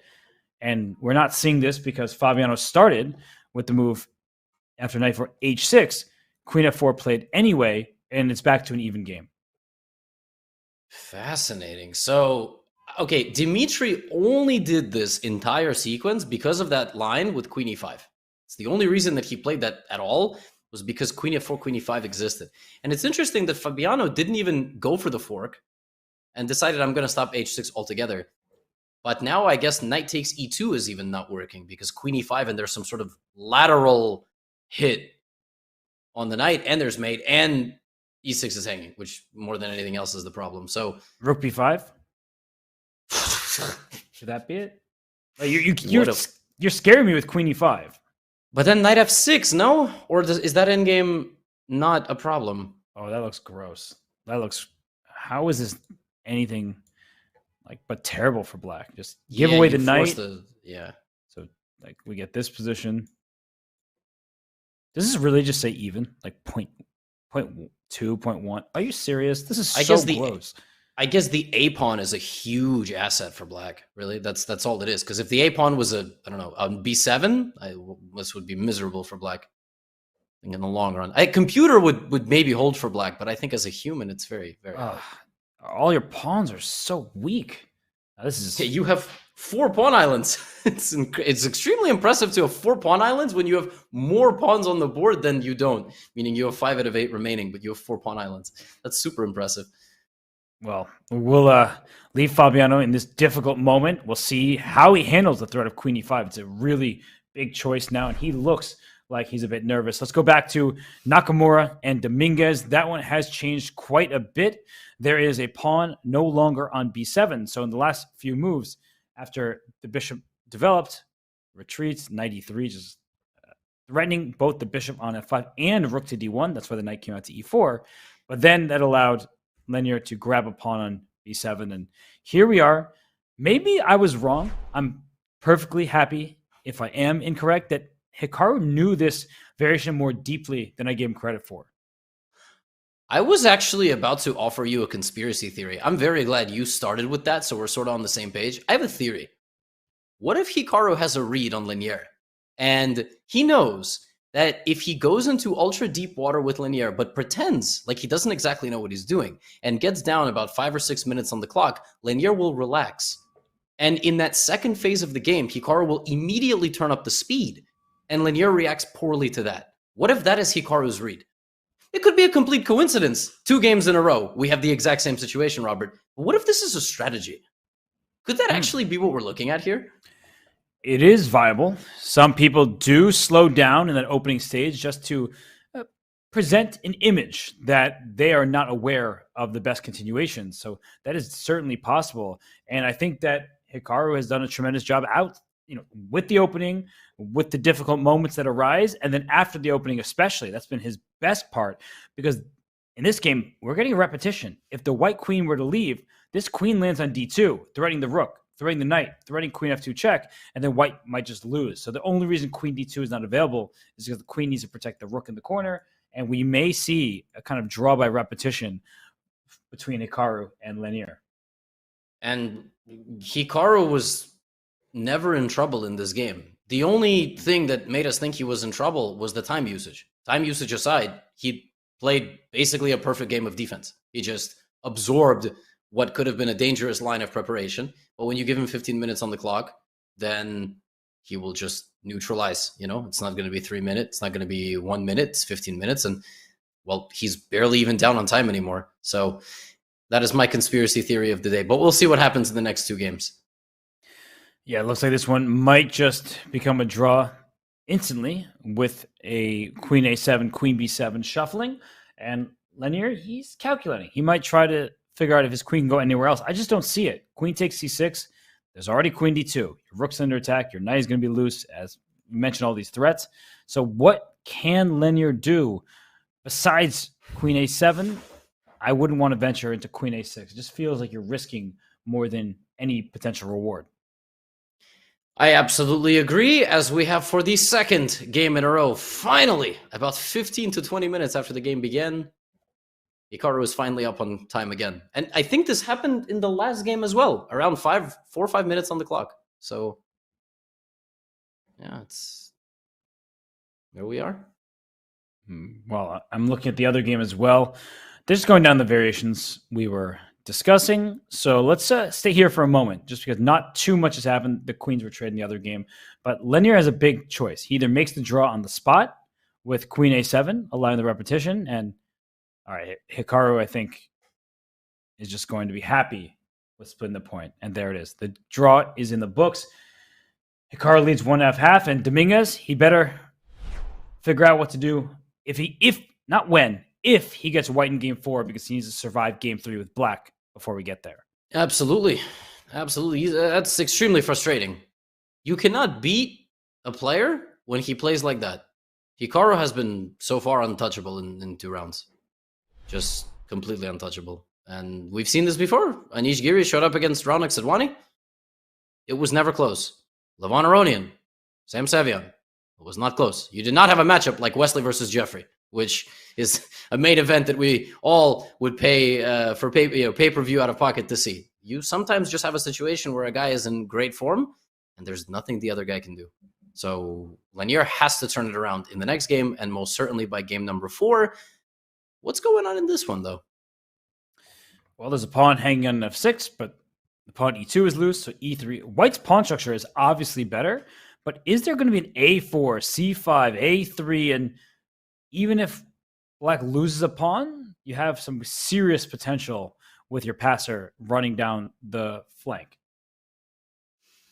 Yeah, I kind of am shocked by the willingness to enter into all of this territory from Fabi. We looked at this endgame and you called it gross, to use your word.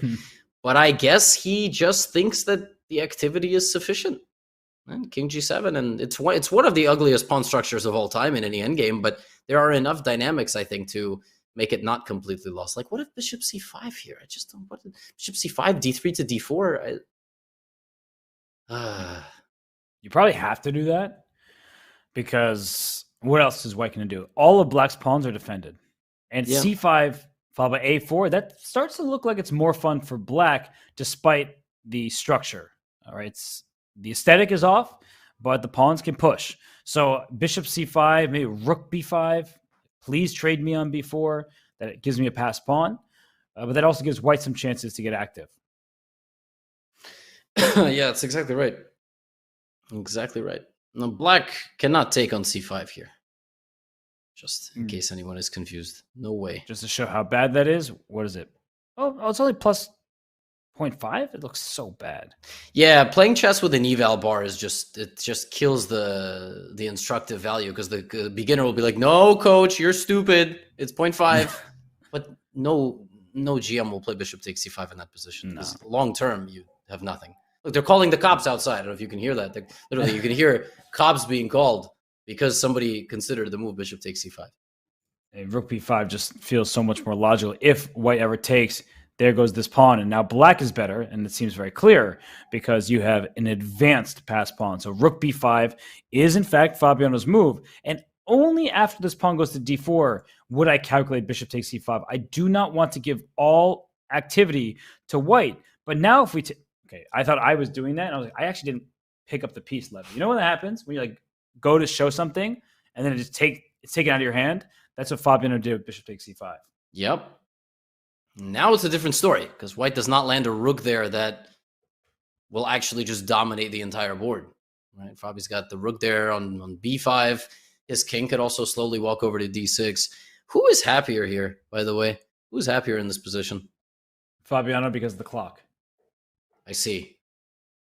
Yeah. Okay. He can trade with rook a8, and now he's got an outside pass pawn with a rook behind it. So if Dimitri is not careful and his king can enter, then black has some chances. But then you look and can't enter here, can't enter here. If you get even a c7, you can't enter there. There's nowhere to go forward. And one of my favorite things to do in positions like this, when I used to teach, young kids, it would be, how do you get the white king to f4 in 3 moves? Blows their mind. They just don't understand. Right? The king doesn't have to move to get to a square. Sometimes you can play g4, get the king to f4, and white can certainly be better, but black is totally still in the race to potentially get the rook out from a4 and on b3 and a5, a4, and there's still possibilities here for sure. Yeah, I think it would require some maneuvering. Bishop f3, bishop d1, rook d4, blockade the pawn with the bishop.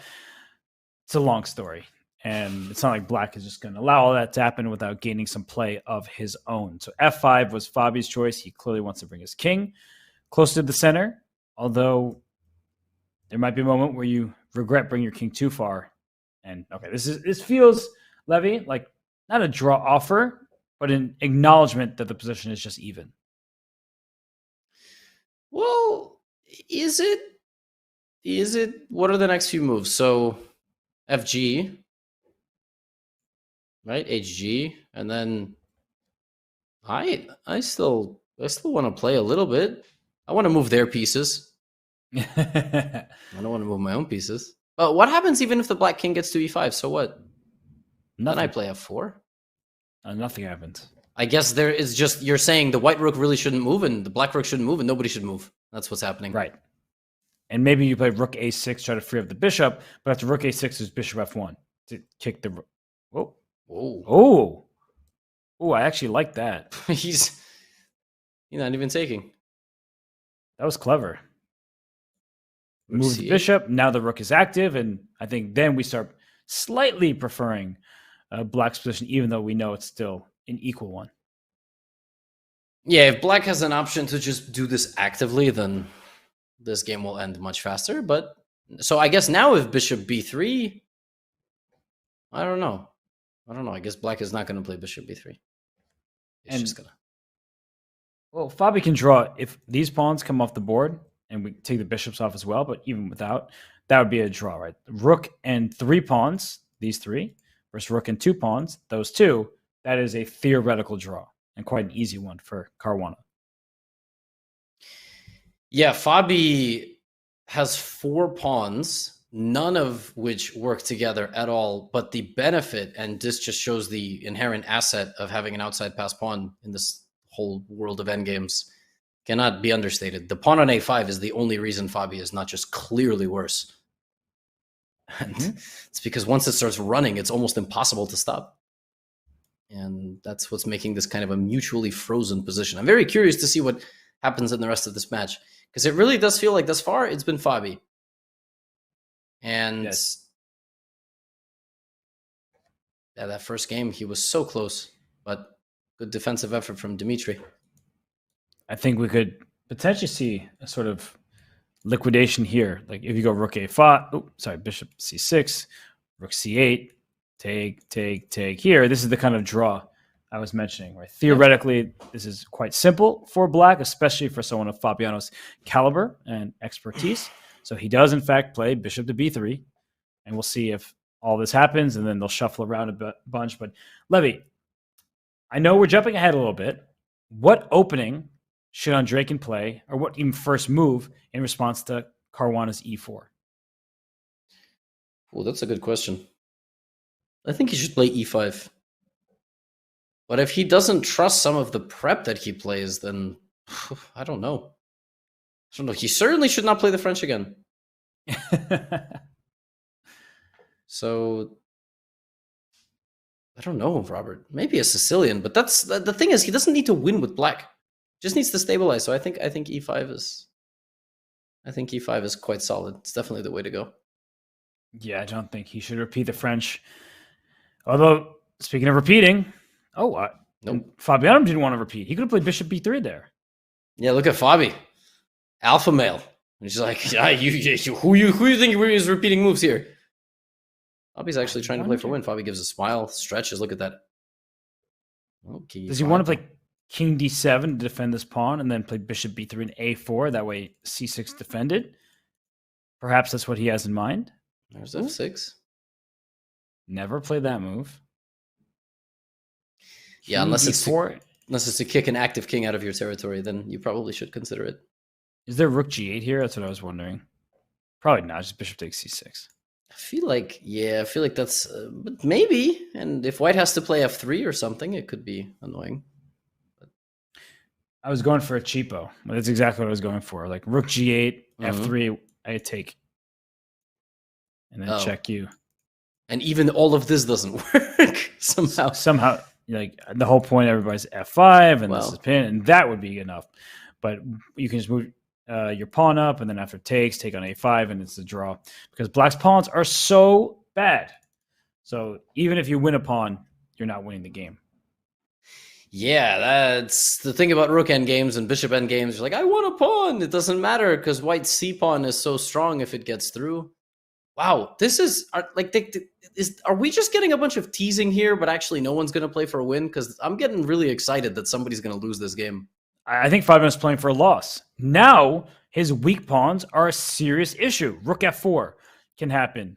This pawn a5 is not going anywhere with the king so close to the a file. And rook d4 to d6 looks very scary with a double attack. And Draken suddenly has more time, Levy. He does. Oh, but it's super close. Only thing I was going to say is Fabi's playing like a guy who has a 3-minute time advantage. Fabi's playing like a guy who, if you look at white's clock, it's like, oh, 1:15, black has 4 minutes. No, it's a minute on the clock. This is absolutely a gamble. But I guess he's doing it in a calculated fashion, understanding that, okay, I can play on, but there's not a substantial amount of risk. Problem is you do this until you're down to 20 seconds, and suddenly it feels completely different to play the way they're playing. So we're about to see right now. Well, apparently white is much better. Right, but why? Why is white much better? Is it because some rook f4 at some moment? You just target these pawns. Good start. I think there could be an f4 and like a rook over to h2 maneuver. That's kind of what you need. Yeah. Wow. Another f4. Remember last game? F4 was the game changer. Now you have f4 again, and then rotating the rook around. All right, there's rook f4. Robert, I think someone's going to lose. I think it's going to be Fabiano, although he is up 20-plus seconds on the clock. That's huge for his chance to survive because bishop a4 apparently incorrect, an imprecise choice. Don't play f5 here. Huge blunder because of e4. Do not try to trade pawns. Right here, there's a pin in the position. This is now showing why it's so hard to play with 4 pawn islands in an endgame, especially the further apart they are. Because the rook behind the pawn here for black is just misery. Every white piece is doing something. Having said that, white doesn't actually have a way to attack anything just yet.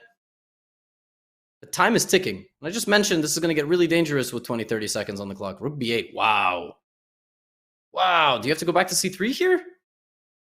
Well, there is the threat of rook b4. Whoa! Oh, g4 is hanging. I'm like, what's he doing? Oh, he's just trying to trade everything off with g4. So well timed. There might have been 1 or 2 moves there for Andraken, and he missed it. Look at that. He played king c3, preventing rook b4. What happens? Rook b4. And that's good night. And or maybe bishop not. D1. But how you can't win this. The 2 pawns for black take care of business over here, and then you're still this one, but king b. He wants to get his king over here. I feel like it's never quite over. Admittedly, 4 pawn islands are going to be much easier to defend when there's nothing to attack them.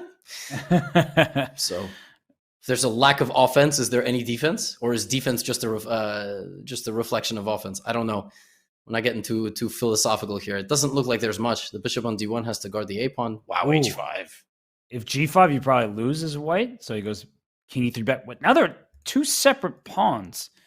You be careful. So H4. Whoa. He didn't trade. He goes to push this pawn. So how does he kick bishop c4 to b5? Is he in time? Yeah. Wow. I don't know. 18 seconds. Ships. King d7. He wants bishop d5 maybe. Danya in the chat saying he's happy he's not either player. He just gets to observe. F5's a nice move. That cage there built for the king, unable to get in. Bishop d5 might just get to a mutual stalemate. Oh wow, F4, nice move. But if king g1, there's bishop f3 always available to go after this g4 pawn. So he goes bishop e4 to stop any g pawn moves. Bishop f3 now. Yeah, forced pawn pushes down. Bishop e4 back. And he's just gonna lose a pawn. Wait, take c6. Oh, c6. Okay, so why would you do that? But now that no more pieces remain. Yeah, there's not enough here. And let's not forget, the a pawn existing with the bishop on the board is still a draw if the white king gets to the corner. Wait, why is he letting his pawn go? Oh my gosh. Oh, he's bishop d5 check. He's bishop d5 check. It's huge. Yep. Oh! Oh! Oh, Fabiano completely blundered, and Draken spots it instantly. This is over. Oh, in c8, he doesn't even have to check him. He does it this way. Oh my goodness, this is game over. Yep, forces a queen trade. I am in shock, Robert. Robert, I literally said that was what was bound to happen. You play with fire. 5 seconds on the clock. There is a chance you get burned. And Dmitry Andreykin doesn't just save this game. He wins this game against Fabiano Caruana. Fabiano Caruana has been worse for precisely 5 moves, of this match, and it was the final 5 moves of this game. He blunders, he loses this one. I can't believe it. Let's go to that moment very quickly here, and it was right here after c7. King g6 was a howler.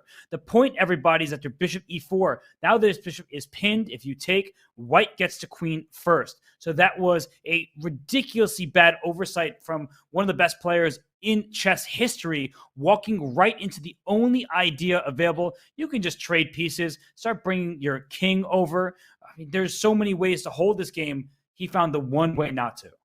That's actually shocking. Yeah, he just doesn't have to put his king and bishop on the same line. He could just do anything. Because he just moves bishop back. Yeah, because if white ever queens, then king g6 later. You sacrifice your bishop and king g6. White cannot get to you in time. That's unbelievable. In fact, you're actually just winning, obviously, in some cases. Wow. Well, that is an absolute shocker, Levy. The players, I think they need a little bit of a break. We are going to take one as well because we need to head on out of here for a few. We'll set things right back up. But just want to give another shout out to Brave for being the presenting sponsor. So we'll be right back for more from the Chess.com Global Championship presented by Brave.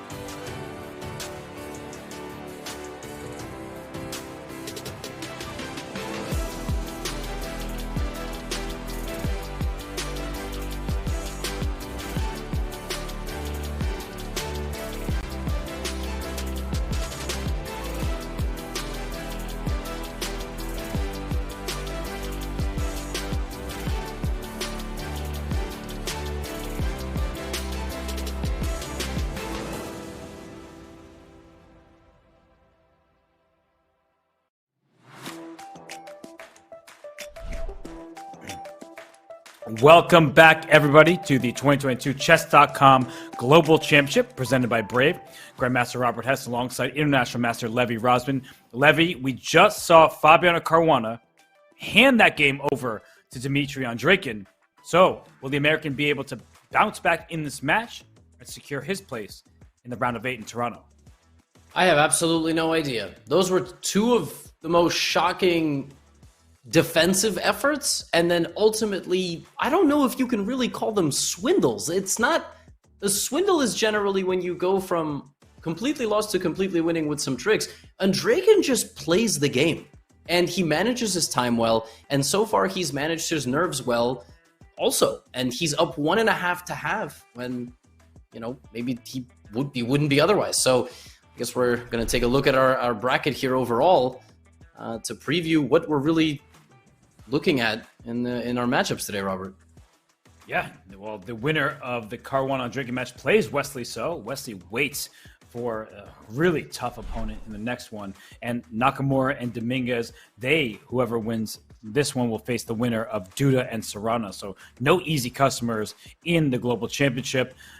Levy, it's 2 games remain here. 1.5 is the lead for Nakamura and Andreikin. We have 2 matchups that are 1.5 to half, and this is it. This is the last matchup that is going to be basically online, right? I mean, we're sending folks to this amazing kind of live esports final style matchup in Toronto, and Hikaru is looking around very confused. I don't know what he's because confused. Hikaru just had black. We need to fix the colors here. Linear just had the white pieces, so this game will be ended. There it goes. Game is aborted. So Linear has to get the black pieces this time around. Yes, that is important. Robert and I, just for the record, we are not the ones start. Robert, why'd you start the game with the wrong color, man? Oh, come on, you had one job. Jeez. Well, Linear has one job here, and it's to not lose this game, because if he loses, he is eliminated from the CGC. Instead of the Queen's Gambit accepted, we got the Queen's Gambit declined. And you'll notice a big difference. In the QGA, Black takes his pawn and hands over the center. Now, it's a position where the bishops are free to roam. This pawn on d5 takes control over central squares. And Levy, I think, ultimately a pretty decent choice from Linear, who is well-versed in so many different opening lines. Absolutely. But also kind of strange. Nowadays, you are not seeing the top players play a Queen's Gambit declined move order.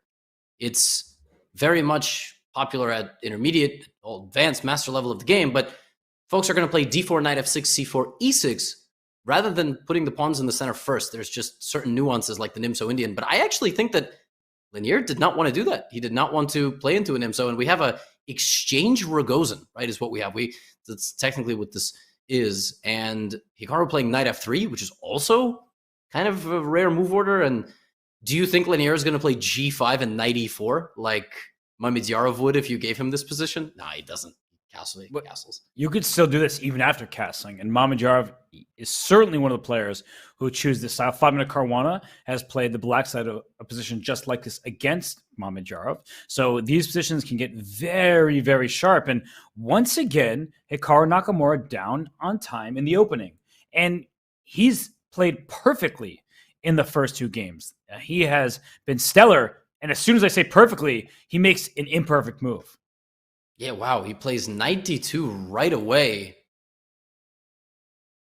Why is that imperfect? c5? I think just strike. Right, the knight on f3 and the queen on d1 are protecting the d4 square. c5 is an idea you want to play regardless. So playing knight d2 feels like you are welcoming that pawn push. Knight d2 breaks every opening principle in existence. He's moving backwards in the opening. He's moved that knight already. He's not developing toward the center. He's removing the defense of the center pawn. Did Hikaru mix up his lines here? Is that what happened? Like, maybe he was supposed to play knight d2 in a slightly different move order? Or is his engine prep just better than whatever we're offering? Like, has he analyzed this in the cloud and to a much higher depth? Because why didn't he just play like a3 or e3? I'm so confused. I clicked the opening explorer, and there's only one game that I can see where Black in this position played c6 rather than c5. So I don't think this was some kind of a known prep. Maybe he's coming up with novelties and things like that, but just based on time consumption, I think he just was kind of making a move to stop knight e4, these g5, knight e4 ideas. But c5 is just begging to be played here. As you're pointing out, the knight moved a second time, no control over d4. So c5, and if you decide to take, something like this already looks very unpleasant for the white king. Yeah, I'm so perplexed. I'm also gonna try. Knight d2 has literally never been played. Like the move e3 has been played in about 99% of the games there. And if you don't play e3 in that position with the knight on f3, you're gonna play queen c2. Oh man. Yeah, Hikaru's looking around like, wait, what happened? Maybe his idea was c5 a3. Could that have been his idea?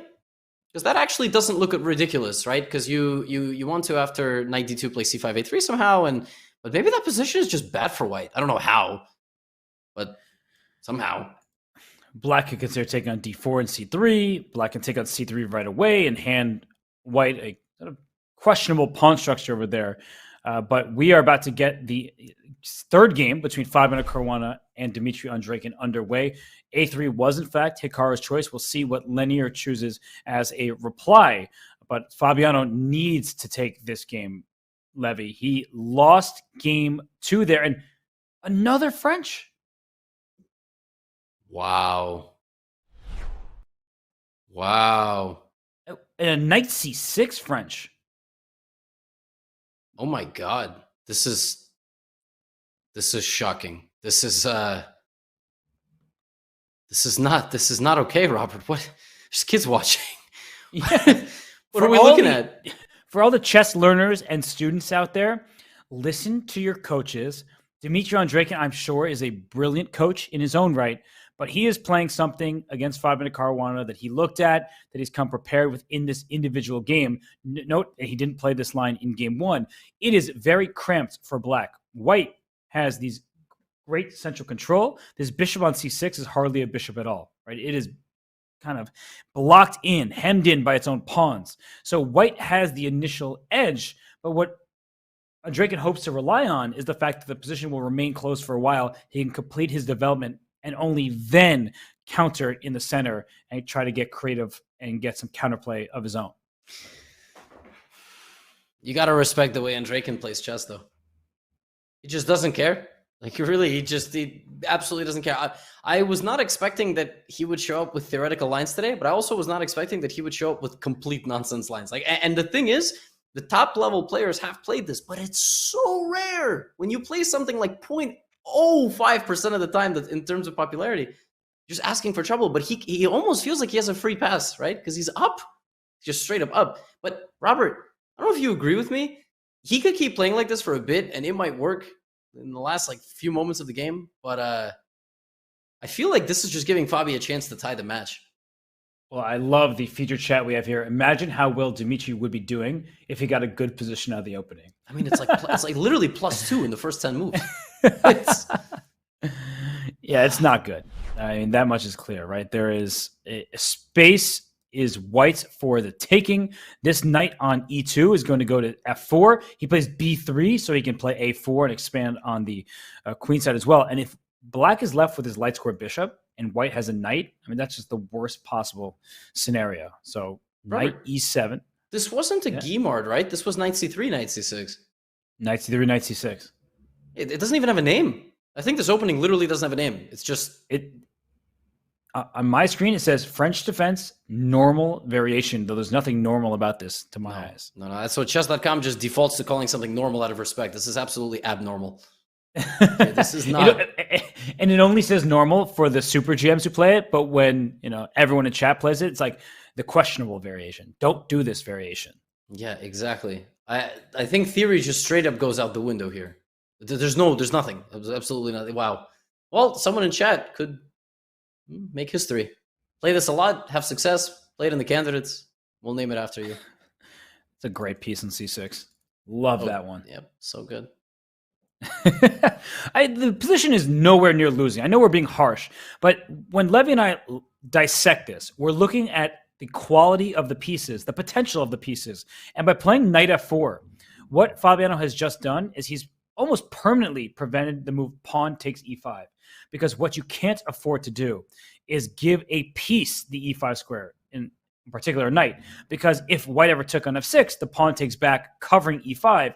If you take on e5, first goes knight g6, then goes knight e5, and this knight is just a brilliant piece here where you have problems all across your dark squares, and the pawn structure is ridiculously bad.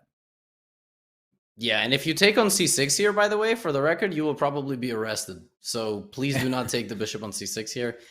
Right. You're not going after this bishop. That's for sure. There There goes your entire advantage. I saw a comment in the chat that said Hikaru was better. So I don't know how that happened. We should go take a look. Okay. We will leave Dimitri with this really nice looking position. And well, what happened was after a3, the bishop dropped back to a5, which apparently was not the best choice from Lanier. He should have taken on d4, taken on c3, and then entered a position like this, which is odd. You don't get this very often, but maybe once again, you take advantage of the knight and queen's placement, Levy, and strike in the center. Yeah, it looks like d4 was the critical move there, sort of calling the bluff. And yeah, after d4, what is even white's move? I mean, the computer says knight b1. Like, that doesn't strike me as good preparation. I mean, it's I don't know. Maybe I just don't know anything about chess. Well, knight e4 would be a better version, but g5 is the counter punch, stopping the pin, attacking the bishop. And if this is your best option, next thing is going to happen is black's going to take this pawn and bye-bye. Was this a bluff, or did he not actually... I don't know. Like, did he play into something that he had prepared and he had a feeling Lanier would not play the most critical line? Or did he just mix up his lines and got a little lucky? I don't know. We will never know. We will never know. I feel like lucky is the answer here because the line doesn't look very good. Knight d2. There are positions where you do that, but usually the queen is on c2 first. So I think he mixed up a variation and it just so happens that it's paying off for him. Yeah, I mean, there's still plenty of life here. There's still a lot to play for. It is anything but equal. The last couple of games, it sort of felt like, here, Hikaru, have this pawn, and if you survive, maybe you draw or win. And this game is anything but that. This game is imbalanced, bishop pair, isolated pawn for black, broken structure for white. Lots to play for. And as you said, if Hikaru wins this game, that's it. Lanier does not get another chance. Well, Lanier going after the c5 pawn, stopping bishop d6 because the knight can now capture it here. So that was a pretty big moment. And I think white just develops. I mean, e3, bring your bishop out, castle. Yeah. Your pawn structure is great. And this pawn doesn't go... As hard as I try, the pawn's not going back to g7. What's wrong with queen d4, just for now making it annoying to take back? Also looks very good. Yeah, and then e3 maybe. And also, if I get to play e3 with white, I would not hesitate to take your knight on a6. And then all of a sudden, the c-pawn is moving. It looks like the world's dumbest move, and you almost never play a move like that. But in this case, it's actually a great move, I think. I'm with it. Queen d4 looks energetic, protecting your pawn that's under attack twice and only defended once. So queen d4 looks very, very reasonable. Maybe you just play queen e7 and give up d5 to win c5 because white has no development on the king side. Hey, Levy. Yeah, but the eval hates it. But you've been talking to Hikaru? I mean, prepping with him? No, I would not poison his mind before a game, a very important match like this. I like to play the game of why does Stockfish hate my move? And I don't know, h5, f5, something aggressive, or is it something more solid? I was looking at queen e7, but oftentimes you also play b6 just to give away a pawn, but get the activity. So for instance, b6 takes e3, then this knight comes into c5, and all of a sudden black is creating threats. You might fix your pawn structure with pawn takes c5 that would kick the queen away. It feels like black is the one gaining tempi here, and white is just reacting to black's threats. He didn't play b6. He played my first instinct, queen e7, which, okay, I guess not quite as strong as b6, but still looks reasonable. There's also something that white would love to play here, which is f3, if possible, and force black to take the bishop, after which the h-file just looks super, super appealing, but black is going to take on c5. Black is not going to take the bishop. For sure. c5 now is under attack enough times. So, yeah, I think this is still looking nice for Hikaru. f3 looks like a reasonable choice. Even if knight c5, you start trading pieces. You do have the pair of bishops, and black's king will remain open. So I think we should maybe leave Hikaru for the moment and look at what's happening on the other board, because there have been some pretty significant changes, Levy. Black's pawns are storming down the king side, or at least they're trying to, but white has maximum control over the f4 square and many of the other dark squares. Dimitri just loves playing positions where all his pawns are on light squares when he plays black.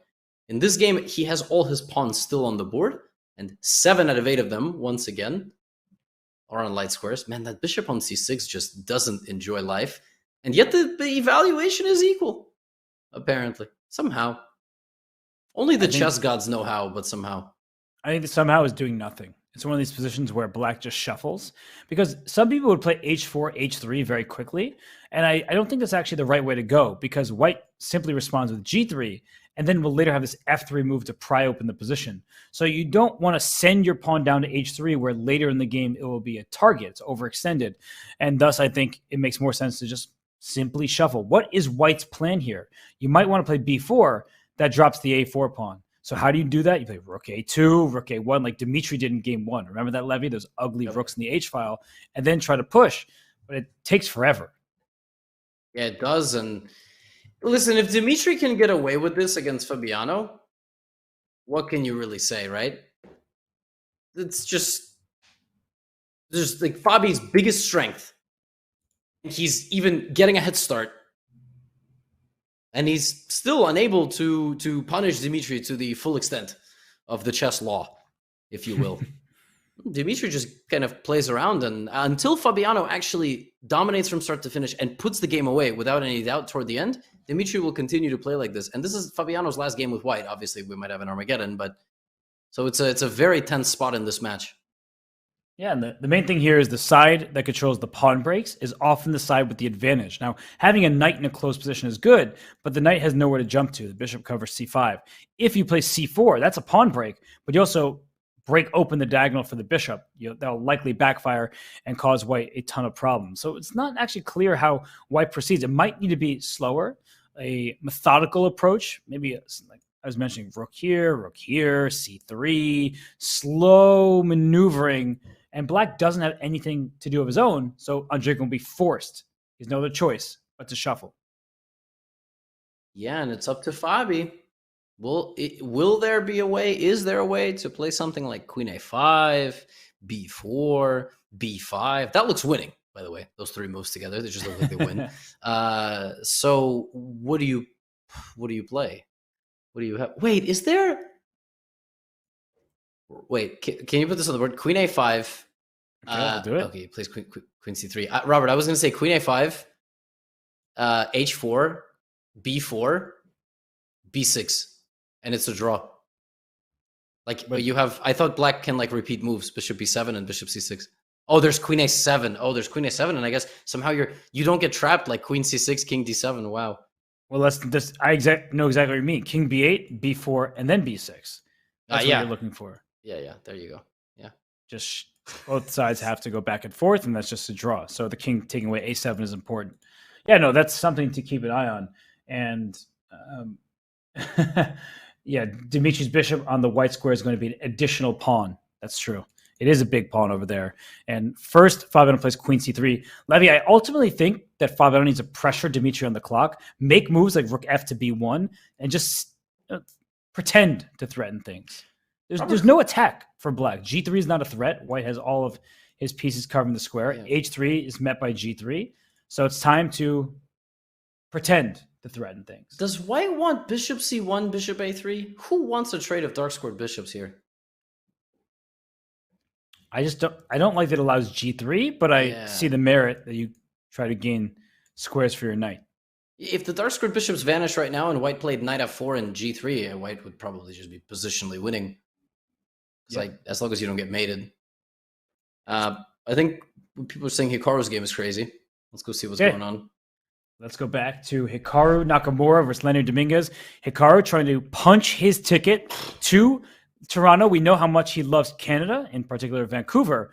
And what in the world? There is a king on f2. What is this pawn structure? Let's just go back to where we left off. It was right here. And he went h4. So he got ultra aggressive. The engine does not like the move because of exactly what Linear did. He said, you are going to have some really bad pawns on the C file, on the G file. And is this worth being up a pawn for, Levy? I starting like Black's position. Yeah, I wonder, is one of the best moves here for Black to play G4? Like, what is the top engine move here? To just shut down the white position completely? Or is it just to play Bishop F5 and get as much development as fast as possible? So Bishop F5 is his second best. The best move, of course. B6? Knight B8. All right. I mean, shut up. Not you. All right, there you go. Bishop F5. Bishop F5 is like the most reasonable move ever. Knight B8 trying to go to C6. Yeah, I see why. That's a good idea, but come on. Yeah, no. Knight B8 is no. And I was gonna make a joke in line with recent events, current events in the world of chess, but we're gonna stay away from inappropriate humor. Bishop F5 is a much more natural move.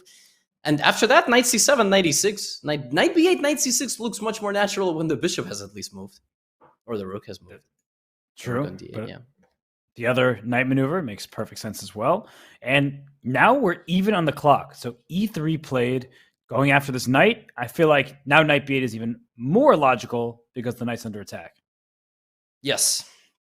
And that ensuing endgame with Black potentially having all the pawns broken apart is not very appealing. Or maybe it is. Maybe Linear just understands chess at a far higher level than I possibly could. But I don't know how much I like Bishop takes A6 for Black. The more that I'm thinking about it, Robert, I actually don't think he has to play Knight B8, but I don't know. I think he'll play Knight C7. You know what he should do is play one of these moves pretty quickly because he knows Knight C7 is a reasonable move. He played it after 40 something seconds. That's a move he could have played in 15 seconds. And that is what has been his biggest weakness in the match is his time consumption. Even when he's been well ahead in the clock, he allows Hikaru to get right back into it by burning clock at inopportune moments. And Knight E6 is a threat. This king is out in the open on F2. I feel like Linear has good chances if he can maintain the speed. Yeah, but it's such a tense position. White is going to play exactly Queen F4. I don't know. Knight E6. I'm bringing that knight right into the game. You are, yeah. Is Linear, though. He has to go Knight E6. Yeah, nothing else, right? It doesn't really... Also, White is threatening Rook takes H6, by the way. For sure. That's a hanging pawn. Yeah, Knight E6 makes a lot of sense. You can even take back on G5 with the pawn and go after the C5 pawn, right? That's a sitting duck. That's going to be captured once this rook gets to C8. So I feel like Linear is in good shape for the moment. If he plays Knight E6, there it is, and maybe he can play for more. Meanwhile, if we can, we will just show you what's happening on the other board. There have been some trades, and now it's opposite colored bishops here. And what if Black does nothing? What if Black just moves back and forth? Maybe even brings this king to H5 just for funsies.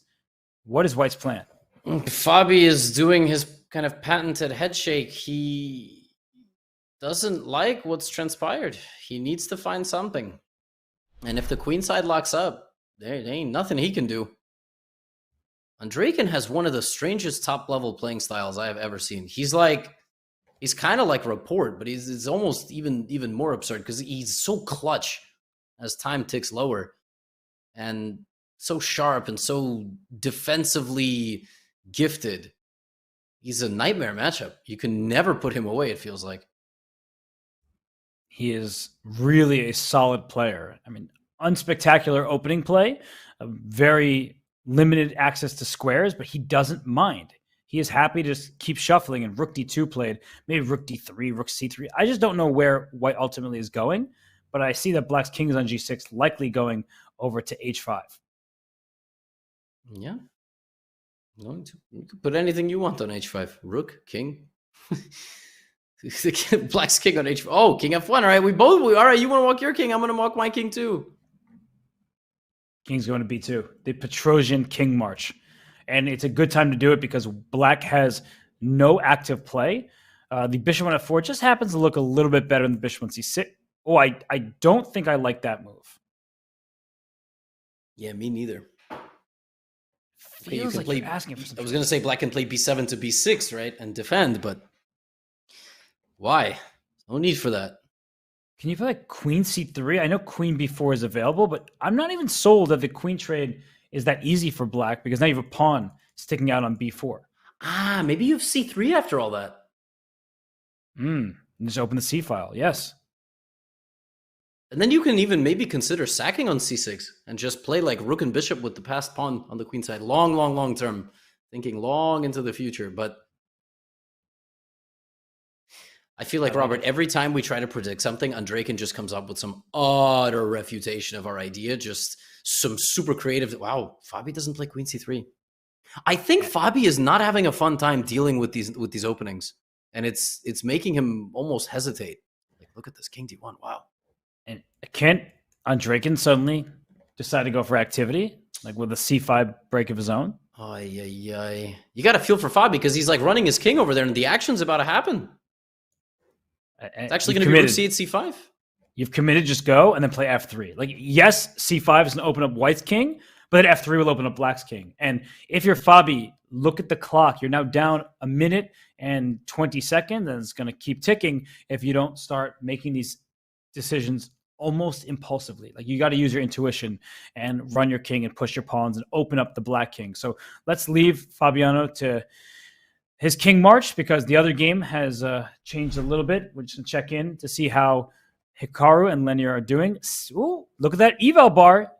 Advantage Dominguez. Yeah, advantage Dominguez. We'll see if he's able to consolidate, but it's a very tactical position, right? He's got to be super sharp with his calculation. You remember how we saw that position where Fabiano had pawns that look like this? Yes. Ugh. And knight takes d4. Apparently not the most precise, but how can you blame Dominguez for that capture? Got to take it back. Yeah, what was the move there? That's probably something absurd as usual. Yeah, maybe just like a knight c5, just like go for the squares. Yeah, I was going to say it's probably something like that, just keeping the tension, but he forced the issue and e takes, improving the structure there. Very nice from Hikaru. What about rook c8 here? Because if rook takes b7, you just get your rooks super quickly into the game. Yeah, that actually does look super annoying. I think Hikaru will make him take with the pawn to keep things closed.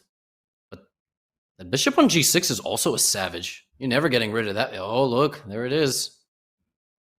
Is there rook better e1? for black. Like, he's got to trade now, I think. I think it's a rook e1. Dominguez, you're saying Hikaru needs a trade. Lenier says, no trades for you. I'm going to keep as many pieces on the board because I'm going to try to pick off your targets, your weaknesses, and the king on f2 might find itself in danger, especially if this bishop can plant itself on e4. Then I'm going to go rook e3 and bishop d3 the second you take on c6. Okay. I'm going to show that just quickly because Levy's making the point that I'm just going to try to close the position up, he says, and maybe black is symbolically better pawn structure, but there is good defense everywhere for white. Not enough pawns remain. So I don't know, but I'm sure computer has some more active way to deal with all this, like rook e5, I don't know, or something. Rook e1, sure. rook e5. Sure, but I think your point is well taken. I mean, seriously, this trading off the bishops will ease the drawing path, because if you get bishop e4 and like f5 in, that's long-term danger for the white king. Okay, he does it this way. I like the idea of rook a d1 after. So rook h to e1 and rook a to d1 and trading on d3 in that regard, so that at least both rooks are in the middle. I'm actually kind of confused he did it this way, but I'm sure he has some sort of plan. I don't know. Actually, Hikaru's at a 1 minute, by the way. Yeah, he looks unhappy. So I don't know what he overlooked, but I guess the other way was better. Rook h e1 and then rook a d1. But Lenier, finally, he's the one putting pressure on the clock. I mean, he's had the lead on time for most of the match. He just then burns clock at the wrong moment. Look at this. 40 seconds remaining for Hikaru. His rook e5, that was an inaccuracy. B takes c6 is automatic. hitting the bishop. Is and it? protecting What the about pawn. f6? Was there f6? There's f6 now. Yeah, there's f6 now, but I thought maybe there was some sort of tactic. Yeah, this is really strange. He's not trading the bishop. He's going to lose a lot of time here. And Lenier might also play like rook b8, rook b3. Okay, Wow. See that, Levy? It may not have been the 100% best move, although he's keeping the advantage. He's doing it quickly, and he understands that the way to beat Hikaru is both on the board and not giving him the time to be resourceful. Yeah, I almost feel like with Hikaru, the time that ticks lower, his adrenaline kicks in, and when you have to make one move in 1 second when you're nervous, you got to pick Hikaru, right? It's either Hikaru or Magnus. Like their nerves are, or I mean, today it's Andraken, but those two guys. And the problem is he's not going to go down without a fight. You got to beat him like 10 times in one game. Like this looks miserable for white, but it's not lost. No, and Hikaru might do this at some point, just to try to get a mating net of sorts. G4, Wow. G5, rook E8, rook H8.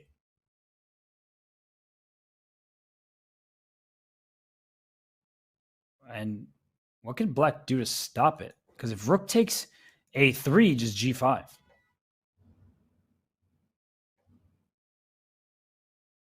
Oh, there's always bishop H7 at the end to save the day. So maybe Lenier can go pawn grabbing. Just take this one, go after C3, have an outside pass pawn. Big moment here for Dominguez. It's a good point. Start with King G7. The A3 pawn's not going anywhere. So King G7 feels like a completely reasonable first step at this moment. He takes an A3, but he spent a lot of time doing it. King G7, G5. Here Hikaru goes.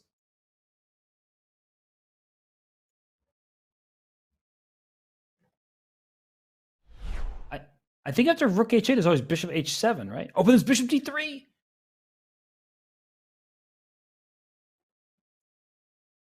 Yeah, sorry. I mean, for sure, this rook is immediately under attack, and he plays F6. He listens to Levy. I don't have that answer. They're all about 0.3, minus 0.3. We're hovering in territory where most moves should be decent, but I like Lenier's clock. He's putting pressure on him. A5, just send it. Your king's not getting mated on F6. You've done everything right. Send the pawn. Why is he thinking for so long? Lenier, you got to go, man. You got to go. And thank you for the raid from Botez Live. Hear that's coming in, so appreciate that one. And well, we appreciate this endgame we have in front of us as well. Rook E7 was Lenier Dominguez's choice, trying to get the rooks off and then use the outside pass pawn and attack the C3 pawn as well. So rook H6, good defense by Hikaru. Robert, I'm back. I am back. Hey, there you are. Some people would have celebrated that my microphone cut out, but unfortunately for those people, we are back and better than ever. And Hikaru's down to 10 seconds. Oh, 10 seconds? Bishop H5, great move, just trading off pieces. If you swap as a rook C3, there's rook H7 check, and then rook takes A7. But the king, Levy, this king goes to D6, and D4 is a bit of a problem. D6 or E4? King F5, King E4, also possible. Oh, but then rook E7. Just cut you off. Wow. The problem is if rook D3 is rook A4. You just got to defend passively. Or that. D6. And then that's A4. smart. Rook A4 after you force the king to defend the pawn. Yeah, the king doesn't get to venture out into the center like you were advocating for. Amazing. And that's it. This was Lenier's chance. It came and it went, and he will have to rely on game number 4. He's going to have to bring something to the table and come up with some better way of playing against the Berlin, because that other way was probably the best that he was going to provide, and Hikaru still defended in an excellent manner. And there you go. We see this typical simplification down to a position of one pawn imbalanced endgames. Beginners, intermediates watching, you got to know how to defend this. Get your Philidor position down, and you'll be good to go. And what black wants is to get this king into C4 very quickly, but Hikaru will not allow that, because if this king got up the board, that would be an issue. But white can always give it a check. Hikaru really does not look excited for a guy that is going into the knockout game of his head-to-head matchup, but he kind of like never looks excited until the job is done. He's frustrated a bit, and he's up on time, by the way, again. Yeah, we're deep in this end game here. King A3 was also possible. King C3, just stay close to your pawn. Yeah, there's a check. This one's just a draw. Yeah, there's ways to lose with white if you get to C5 and mate yourself, but I don't think so. Nah. Although rook F3 to D3, be very careful now. Rook F3, don't go King B4. Although it might still work because you have rook G4. But yeah, go here, because if the rook attacks the pawn, your king goes up. Yep. The rook cannot get to this D4 pawn. It's going to get some more moves. I don't think Lanier is going to play rook and pawn versus rook, but he will play this position for sure. He might play both. Yeah, this is a... Hikaru has the ideal setup. He knows what he's doing, and he's not going to allow Lanier even an ounce of hope. So good game from Dominguez, ultimately, with the black pieces. He was pressing, but for Hikaru Nakamura, 2-1 lead is exactly what you want at this point. So let's go back to Caruana against Andreykin. We have a minute and a half per side, and oh my goodness, this matchup might end right here. Levy move rook H1 was the last move played here, and it appears that even material, but white's king might be in worse shape. Is it just rook H1 and queen C4, or what is it? What exactly is the... You can do that. You can also bring the rook to C8. Your king on B7 is so safe over here. Queen C4 next. This is unbelievable. Wow. It's a huge collapse from Caruana. And it was a recipe for disaster from the beginning. He was getting really nice positions, but from that first game, it all went downhill. It just all went downhill, and is queen C4 just game over now? It's got to be, right? Queen D7. What? I think this is Dmitry Andreykin saying, if I draw this game, I get white in game 4. How are you going to beat me? But that, I mean, why not queen C4? You can never lose that position. Yeah, what? I'm so perplexed. I'm also a little bit perplexed why this is such a bad move, but... Just queen D1. Yeah, queen D1 or queen A1, right? That's the question. Also, do you have to guard A4? Do you have some perpetual, maybe? I don't know. Probably what Fabi's looking at, but how do you not play queen C4? That is extremely surprising. Is there queen H6? Maybe like queen A4, queen E6, or do I get mated? Can I put my king on C1, or is there a checkmate at the end with bishop D3? It's probably a checkmate at the end with bishop D3. And the Levy's point is the black king can always hide on A6 and not enough checks. So queen D1 ultimately played, and now we get a time scramble. So Fabiano gets a new lease on his tournament by not losing this game at that moment, but queen H7 still causes problems. Probably queen G1 now. Wow. Keep that queen out of there. Queen is just desperately different. Then queen H5. Oh my gosh. This is so scary. And maybe king C1 then? It's king C2 instead. Robert, this looks miserable for white. Completely miserable. Agree. No, this how do you defend this? King B2, good start. Robert, the bishop on C4 is like the kid who was bullied in grade school and turned out to be an MMA fighter. That bishop was just, we made fun of it the whole game. And now it's the best piece on the board. Yeah, it's amazing how that happened. I mean, Dmitry Andreykin just held steady, and now he's on press. He is 30. Oh, a blunder. Queen D1, and he's dropping. Oh, queen B3 check. Everything is hanging. That's it. I can't believe it. He's gone down. Queen A1, king D2, and push the pawn. Just maybe start getting that one going. Wow, that is unreal. And it was always bound to happen. Time got low, position got unpleasant. Andreykin was the aggressor. And I don't think Fabiano's getting another chance from this point forward, because it's the bishop on F4 is just a non-factor. Queen E4 check almost works, but I think white is in time to stop the pawn. He goes bishop B5. He wants A4, A3. Why don't you just play B5? I don't get it. He doesn't want to push his pawns, weaken his king. But yeah, he's going to go a4, a3, and then trade queens. Yep. 8 seconds for Caruana. He doesn't even see a move here. Bishop see a e3 played. How was Queen H1 not just winning on the spot? But yeah, that's also It good. is. Queen H1 was winning. Have a cash push. Probably. Okay, Queen A1. Not the best move, apparently. He wants his king in. Oh my gosh. Wow. There's no bishop b2. Just queen moves to b1, right? Yeah, Queen B1. That's game. And queen. Although king f6, like suddenly, what is bishop d3? What is going on in this game? Oh, he allowed to check. But b5? Bishop D3 back too? Oh gosh, he wants some kind of queen check. No way. 7 seconds for Andrakin.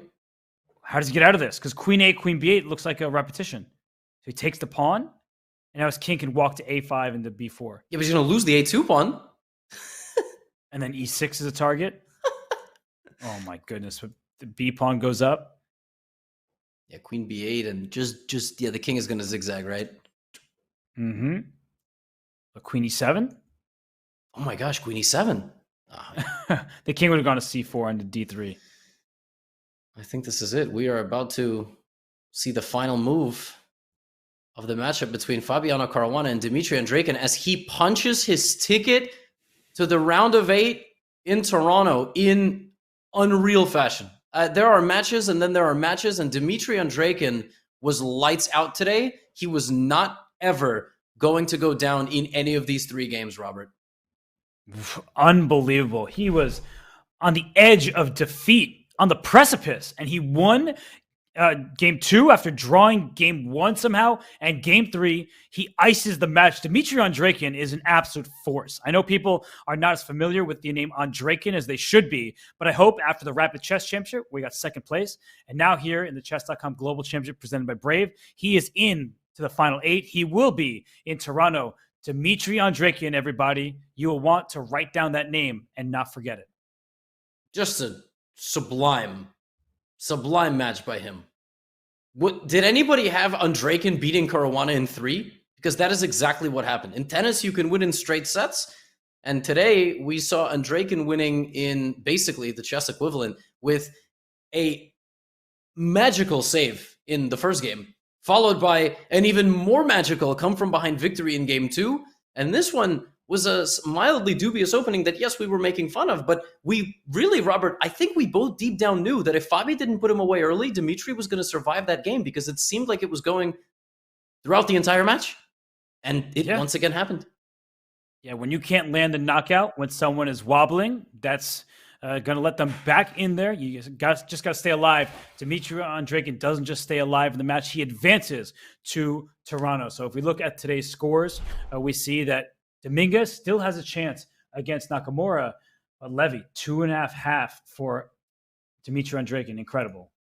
Absolutely incredible. You can legitimately make a case that either of them are deserving to be a 1 seed, given both of their prowess in all types of chess, classical, rapid, and blitz. But it definitely seems like Dmitry has had a stellar run in a lot of the Chess.com online events.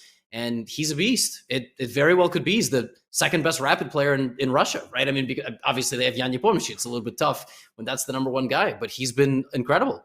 And that's it. There's nothing else besides making it to the final 8 in Toronto. And he's certainly just done that in the most emphatic of fashions. Yeah, and it takes a lot of courage to play that passively against Fabiano Caruana. And speaking of Brave, well, Brave is our presenting sponsor. So we want to give them a shout out as always, because Brave means private browsing and so much more. By default, Brave blocks ads and trackers on every page and video you visit, even on YouTube. No ads means up to 3 times faster page loads, faster streaming, and faster playback. It means 35% longer battery life while saving on mobile data and internet bandwidth. For Android, iOS, and desktop, get the best browser for gamers, streamers, and creators. Switch in 60 seconds at brave.com/chess. And with the Andreikin Caruana matchup in the books, Dmitry Andreikin heading towards Canada, we do have 1 game remaining, at the very least, between Hikaru Nakamura and Leonid Dominguez here at the 2022 Chess.com Global Championship presented by Brave.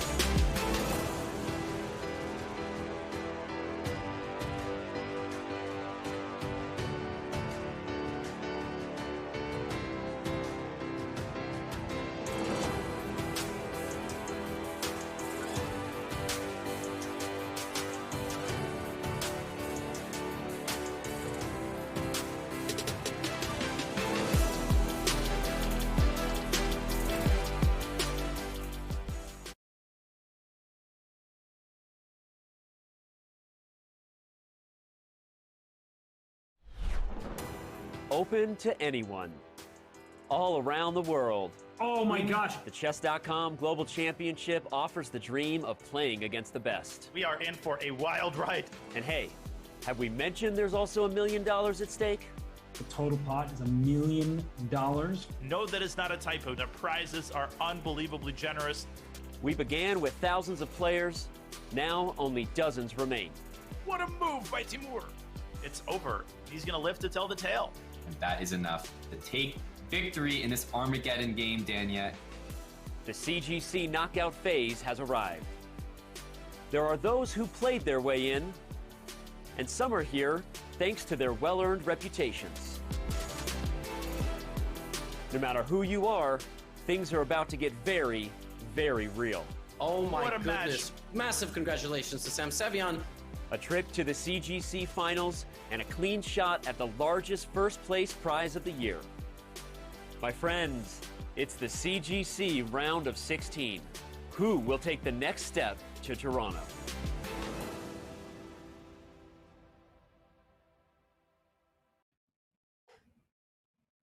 And we return here at the CGC. Leonard Dominguez looking off in the distance. Maybe he's trying to look all the way towards Canada, because if he wants to make it there, he needs to win this game against Hikaru Nakamura. Levy, the matchup between Hikaru and Dominguez lifetime has been pretty knotted up, but right now, Hikaru with the 1-game lead. We basically see in this matchup exactly why they win and lose more games in Rapid. They have each one apiece in Classical, but there is 12 draws as well. And when you go to the Rapid, that 12 becomes 8 wins, 4 losses with 1 draw. Now, obviously, in their last 10 games, it's been a little bit closer, and they are quite familiar with one another. But thus far, we've seen the differences in the playing style. We've seen the differences in the approach, and it's been close. But Hikaru definitely got the edge in that first game. Good opening preparation shown by both sides. Good time management shown by one of the sides, let's put it this way. And we have liftoff. I think we're about to have the game. Yeah, we are about to have game 4. Dominguez gets the white pieces. That's the good news for him. Hikaru looking like he doesn't have a worry in the world. He is just focused on this final game. He needs to draw, and that puts the onus squarely on Dominguez's shoulder. And we get an Italian, so no more Berlin. Yeah, we get an Italian, but the risk of changing up your own openings as well is you don't know what Hikaru is going to play. Hikaru could have come prepared with a totally different Italian line. He plays this d6, a6, so he's not castling yet. He's not playing h6. He moves the bishop to a7. Now he castles. So many different nuances of the move order here, and it's going to be a long battle. And Hikaru has been playing a lot of A5 lines and A6. So I believe he anticipated that Dominguez would be aiming for that kind of position. And we are 13 moves in. This is still theoretical. One of the big ideas for white is to continue expanding. B5, C4, just get a clamp going. Black's main push is D5. That's not such an easy move to make work, because then the E5 pawn becomes loose. So now Hikaru is the first player to take a bit of a think. He is trying to figure out what is the theory here. Is it D5? I believe that's too early. So a slower move, maybe it's knight E7 to G6. That way the knight is stabilized rather than being able to be kicked from its current square. I like the rook on e6 for black in a lot of these positions, because I just have a dream of getting that knight to f4 after a couple of moves and the rook to g6, but it's never that easy. The guy playing with white's just not going to let that happen. There's b5, d4, all these different breaks. And yeah, it seems like bishop b2 is the first new move here. And Robert, this setup by black is one where black doesn't ask a whole lot of questions. Black just sort of kind of plays responsive moves, whereas in that a5 line, you're much more aggressive. But wow, c4. And now the moves are picking up the pace once again. Just give me all of the space, says Leonard Dominguez. And this is a Dominguez type of position.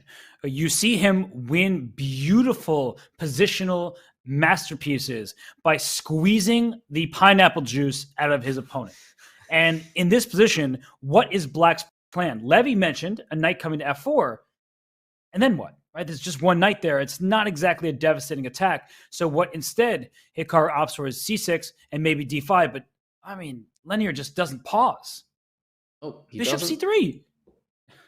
Oh, yeah, what is this? I'm trying to follow along and try to put this game into some sort of database and see. Can you check the Explorer? Where are we? There's been a d4 move, and in fact, this looks like the matchup.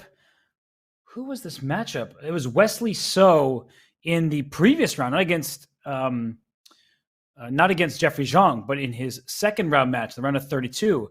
I believe he's getting positions like that, or maybe I'm mixing up the players, but there were a bunch of games in a similar position. Maybe it was actually the first match against Denis Lazovic. Excuse me. Yeah, there's so much different theory and overlapping move orders. We're saying there's a course apparently on this line. And this is a fascinating position. This is a very strange e4, e5 game since Black has played a6 and then a5 and lost the pawn. He just straight up lost the pawn, but he's basically saying, I'll win it back. Don't worry about it. And look at Lanier giving up the H pawn. Like, you can steal that pawn if you're Hikaru Nakamura, but then this knight comes to f5, a rook goes to the b1, the b7 pawn is loose.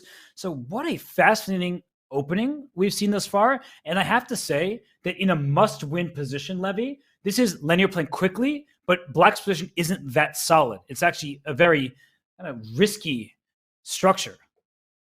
Yeah, it is a really risky structure. The B file is super weak. You're not going to get that attack that I was mentioning earlier with rook g6. There's no attack. If anybody has an attack here, it's white in the future. Very slow improvement. G3, f4, king g2, and so on. Maybe queen g4 somehow. I really like this for white. Do I like it to the extent of being able to beat Hikaru?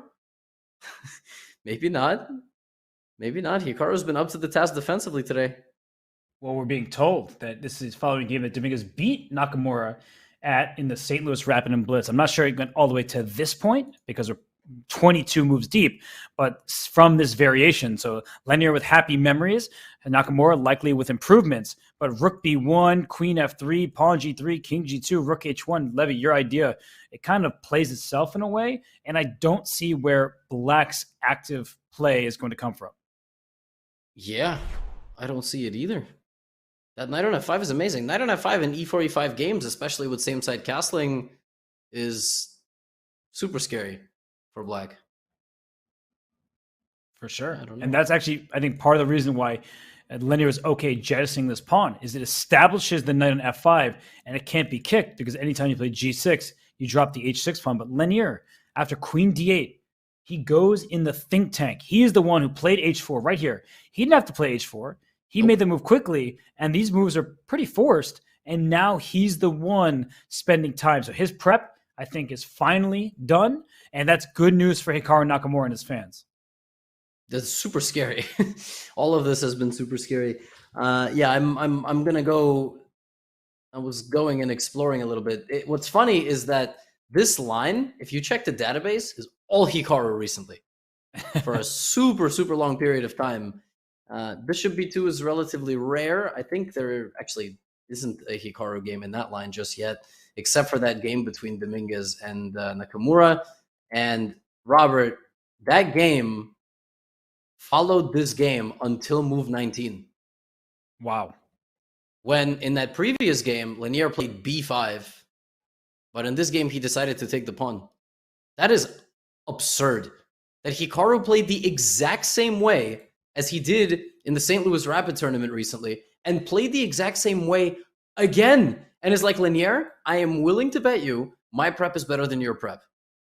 I'm going to have to disagree with that because I'm looking at this position, and it just looks good for white, right? Like, Lanier changed one thing. He took the pawn rather than pushing forward, and now the eval bar says plus 1.5. I don't need the eval bar to explain to me that this position is nice for white. This queen is just going to venture out over to the king side. It feels like Black is quite frozen in many ways over here. I can't get behind it. I agree. B7 looks weak. The A7 bishop is not doing a whole lot. But just like in any sport, sometimes the team is losing. Sometimes a player is losing. And you got to play defense. And he's been doing that. He's done that. He's done that in every game, actually. He's demonstrated defense first, it feels like, and then defense turns into offense, and he goes on the attack. I guess the big question is, how does white proceed? Because you're saying Hikaru at first has to take a defensive posture, and then he's the one who can move his piece for maybe knight c5, maybe rook g6, things like that. So what actually is Lanier's plan here? He can bring his queen out. He could also just play g4, king g2, rook h1, but that's not a move you make lightly. You need to be positive that it's the time to do it. And it looks interesting. I mean, interesting is a cop-out word, I know, but it does look pretty fun. It's okay if you say it with a Russian accent. It's like all players like that. Oh, no, it's very interesting. But yeah, so g4, rook h1, g5 looks actually very good. And if hg, queen h5 is just game over, just straight up win. So, do you think the books behind Lanier are chess books or regular books? Because they match in color, I feel like it's a collection of some sort. And I mean, my vision's not that great, so I don't think it's my great predecessors or anything like that, but it's chess books, I think. Is it? What does that say? I'm trying to look. We have a big capture here of Lanier as he's thinking. I keep wanting them to put it up on the big screen. You know how many sleuths there are in the chat? I mean, I'm not reading them, but I'm sure that they're there trying to figure out the titles of the books on the shelves. But I feel like they have to be, at least in part, chess books. I would love to ask. Lanier strikes me as a guy who reads. Just strikes me as a guy who loves to read. Yeah. You like to read, Robert? I love to read, yeah. Oh. I don't know how to read, so I'm jealous. Oh, well, I'm a big reader. I was actually looking for my book, but I don't see it somewhere over there. Not that I'm giving any plugs to authors that I'm reading at the moment anyway, but... Why not? I mean, Lanier is still thinking. We could talk about chess. We could talk about books. Well, he's out of book. That's clear. And he's trying to... Oh, G3. So slow approach by Lanier. And now I'm just curious of the books behind him. Now I'm distracted. Yeah, G3 is such a respectful way of playing this position. I just feel like in a must-win situation, I don't know. You got to go G4. What was the top engine move in that position, out of curiosity? It was G4.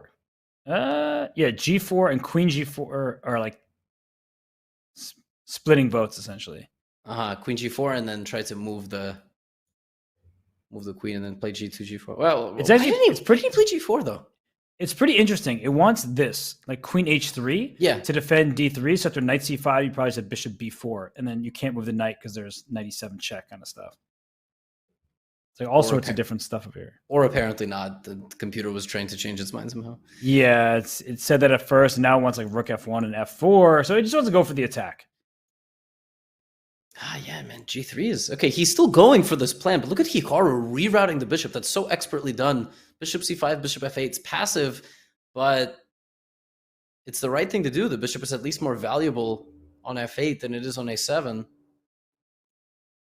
It still looks awful for black, but it's already an improvement. Is white going to try to play F4? I guess now you can't take it back with the G pawn, which is what you'd really want. But F4 is the type of move that's begging to be played in such a position. Absolutely. Not to mention that if the dark squared bishop of white was traded for the knight, let's say on C5, white would still have a very nice position with the knight on F5, but the bishop on F8 does a great job defending, and A5 falling could spell trouble for white. Yeah, long term, that's a really big target that black is trying to go after. He plays F4 right away because E takes, bishop takes, and that rook on B8 has to move, which drops the B7 pawn. Yeah, this is... Now Hikaru perks up. You see him a little bit there. He's like, all right, yeah, this is what you want to do? You sure about this? And Hikaru excels in stuff like this.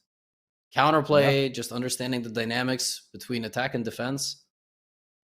And Lanier in a must-win spot is a stressful moment for me because he's playing an excellent counter-attacker. It's not playing a guy who's just going to get a little intimidated by the moment and maybe do something wrong.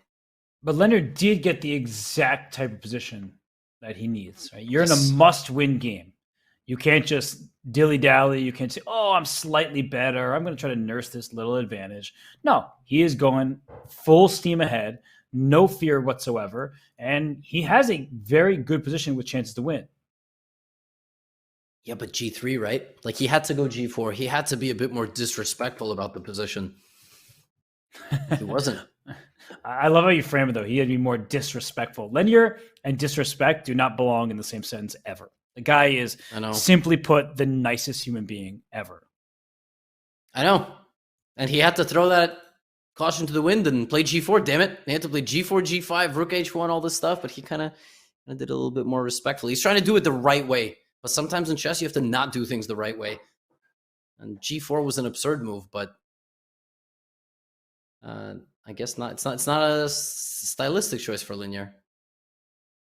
And Hikaru, he's perking up now. He's defending quite. Where'd he go? He's stretching. No, I think maybe he was touching his toes. What is going on? What is he tying? It looks like he's tying something, grabbing cables. Hikaru, you're not streaming right now. Oh, that would be bad. Oh man, is his mouse dead? What is going on? Well, Hikaru back in the day, I remember when we played in the Olympiad together, he would type moves on, all the way back in the ICC days. He'd be typing moves playing bullet. So, wow. He's good even without a hardwired mouse. Yeah, you can just telepathically move things by looking at them. Speaking of, what is it bad to suggest features during live events? Why don't we get type to move? Can we do that somehow? Good question. I mean, guys, type to move, please. Maybe just for Diamond members. I'm a Diamond member. Can we just get it? just for Levy. Honestly, nobody else needs it. Yeah. You don't like type to move? It just doesn't seem very practical. It doesn't, but it's fun. Yeah, it's exactly. Oh, also good for blindfold chess. Very true. Do blindfold chess, you could just type the moves. I don't know, just food for thought. Yeah, I don't know. He looked really disheveled there for a second, but now, okay, time is back to equal. And gives up B7 for A5. Looks quite reasonable. Knight C5. Okay, doesn't want A5 yet. Levy, I have to say, I think this is starting to go in Hikaru's direction. Yes. Sometimes these matchups are a nightmare stylistically for one of the sides. And today, it really has felt like sometimes when Hikaru plays Linear, I almost get the opposite effect. Like that day, Linear is a bit more sharp. And then stylistically, it's a disaster of a matchup for Hikaru. Like if Hikaru tries to be a little bit too aggressive or Linear just gets the kind of position he wants. But today, Linear got the positions that he probably wanted, and Hikaru was just unbeatable. He just couldn't be beaten at all. Just excellent defense. Great counterplay. And he's doing it for a third game. Yeah, it looked very promising for Linear. And right now, Hikaru up a minute on the clock, defending accurately. And Rook B6, I think Knight D7. This retreat should be sufficient. Although, there is an opportunity for Linear to sacrifice an exchange because the Rook is under attack. But you do not want to allow a white pawn to land on B6. Protected. So Queen B3 is an option here for Linear. And he's just trying to keep things spicy. But then Rook A5, I guess, you would play. I don't know. Yeah, the knight covers B8 very importantly. The Rook B7, Knight C5 walking into, but then Rook B8. Right, what we're talking about is something like this: Knight C5, Rook B8, and look, white wins. Yeah, brutal. Yeah, you're like, I got a fork going on, but Rook B8 is too powerful with the back rank issues for Black. That's so ridiculous. Queen B3 is one of the best moves. Rook A5 is the best move. Rook B7 is the best move. Knight C5 seems to be losing. What's the best move after Rook B7? Well, if it's not clear, then Linear should obviously go for it. Like, you just got to trust himself. And being down 2 minutes to Hikaru is not the way to go. Top level chess is so fascinating where you can put a couple of guys in a certain spot and you know for a fact that they would play a certain move. Like, for example, Levon, I think for a fact, will play Queen B3 in that position. Shakhriyar would play Queen B3 in that position. And then other guys would play Rook B7. I don't know. And then Rook C7, Rook C7, Knight E6 just wins on the spot for Black. So what do you play here? What was his plan after Rook B7?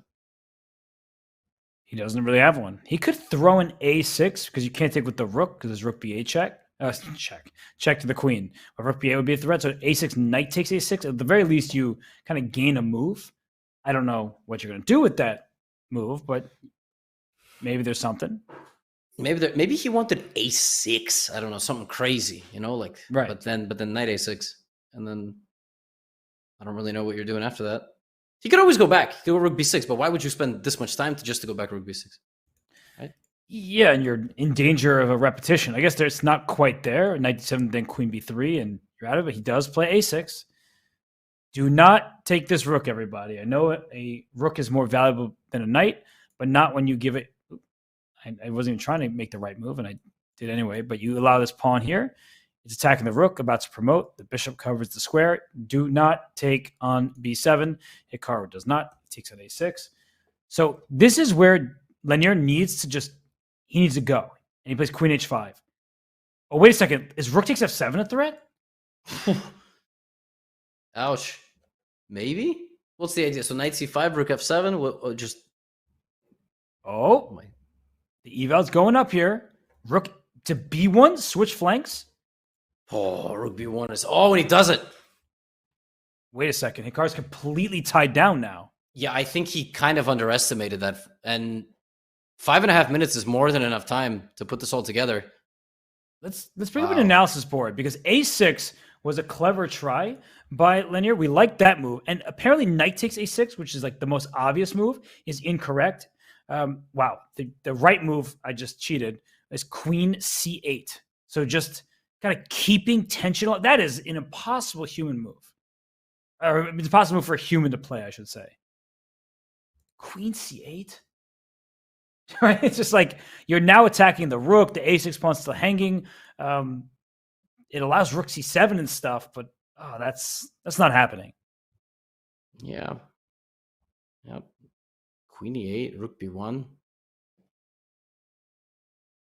Wow. What is it equal material? Even material. It is even material. It doesn't feel like it. It hasn't felt like equal material the entire game. Well, d4 is also hanging for good measure, so it may only be equal material for a move or two longer. I don't care. I'm not taking that pawn. I don't even notice that pawn is hanging. My knight is only going forward. I like to tell like low-rated players, 9 times out of 10, the best move is going forward. It's never going back. 1 time out of 10, Hikaru seems to think the pawn is important, and he defends it. Okay, so how does Lanier A5. keep going? A5, just try to push this pawn. I like the look of that. No. Rook A7, if you get the second rook on B7, you'd be winning, but the knight will come back to C5, so you don't get that. This is the moment. This is the big moment of the game. Lanier is better. Can he get it done? That's it.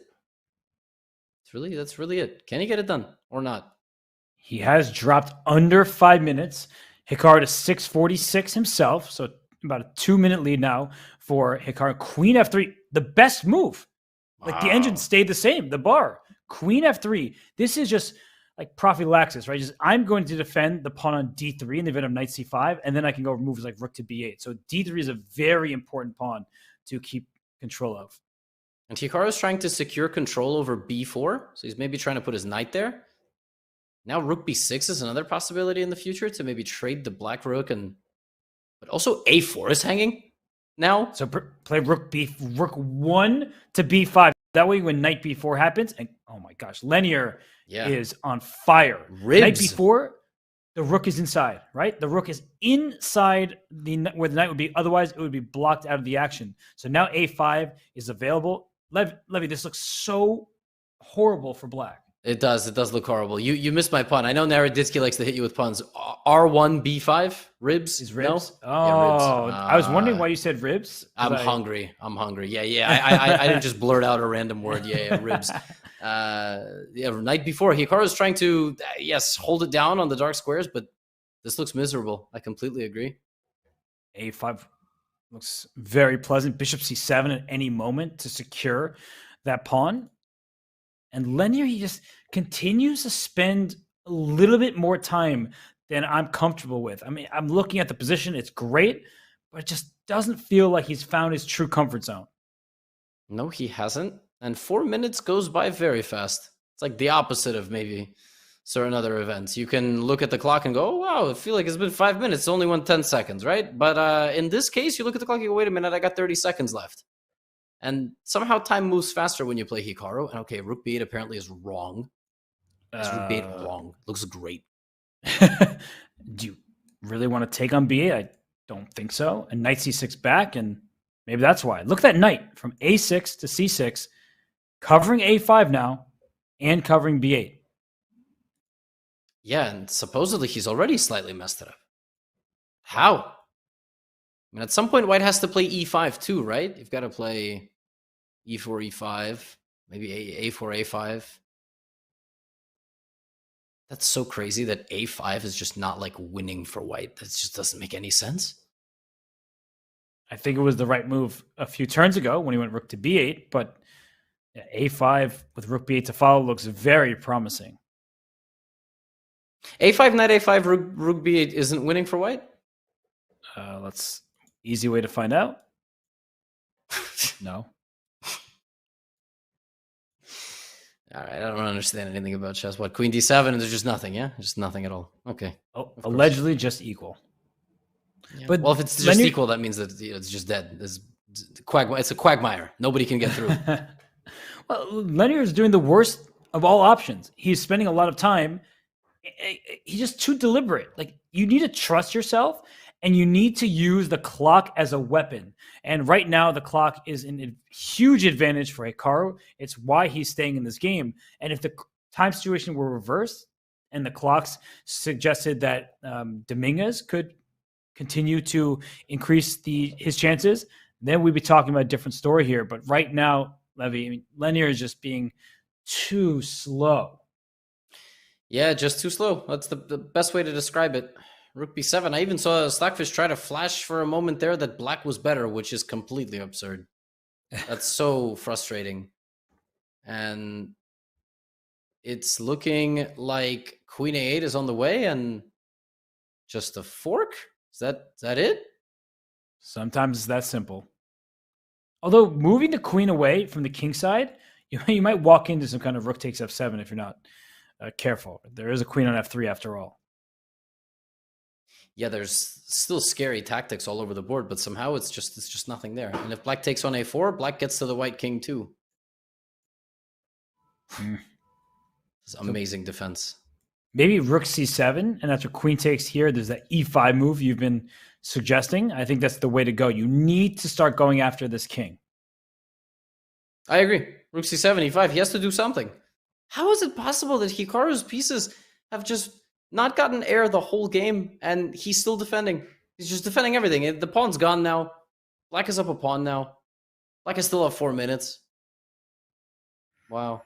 He's such a tenacious defender, is Hikaru Nakamura. The guy always puts up stubborn resistance, and he's going to need to continue to defend. You see the evaluation says zeros. Now, black is up a pawn. So if it's zeros, it means that white has a great set of ideas and chances against the black king. E5 looks like a step in the right direction, and Lenier is just spending too much time. He's being a perfectionist.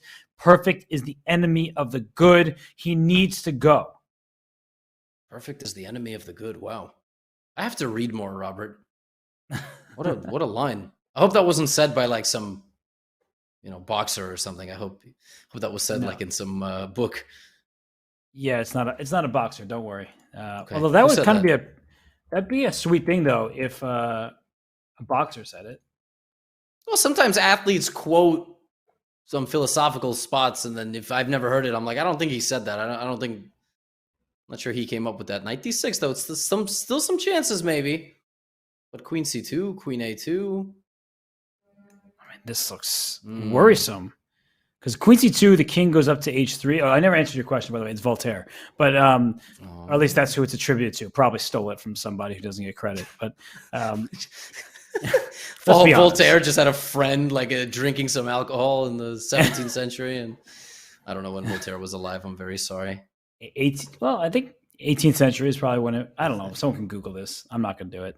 All right. Rook. But, knight e6. Can't take anything. Rook f7, bishop d6. Good luck. Whoa. Right, this looks like a hanging pawn, but rook f7, bishop d6 is pointed out, and This rook is under attack, so you can't take with the knight. Can you move the bishop? Because queen takes up 7 is there? Oh. Well, where do you move where do you move the bishop? Bishop takes h6.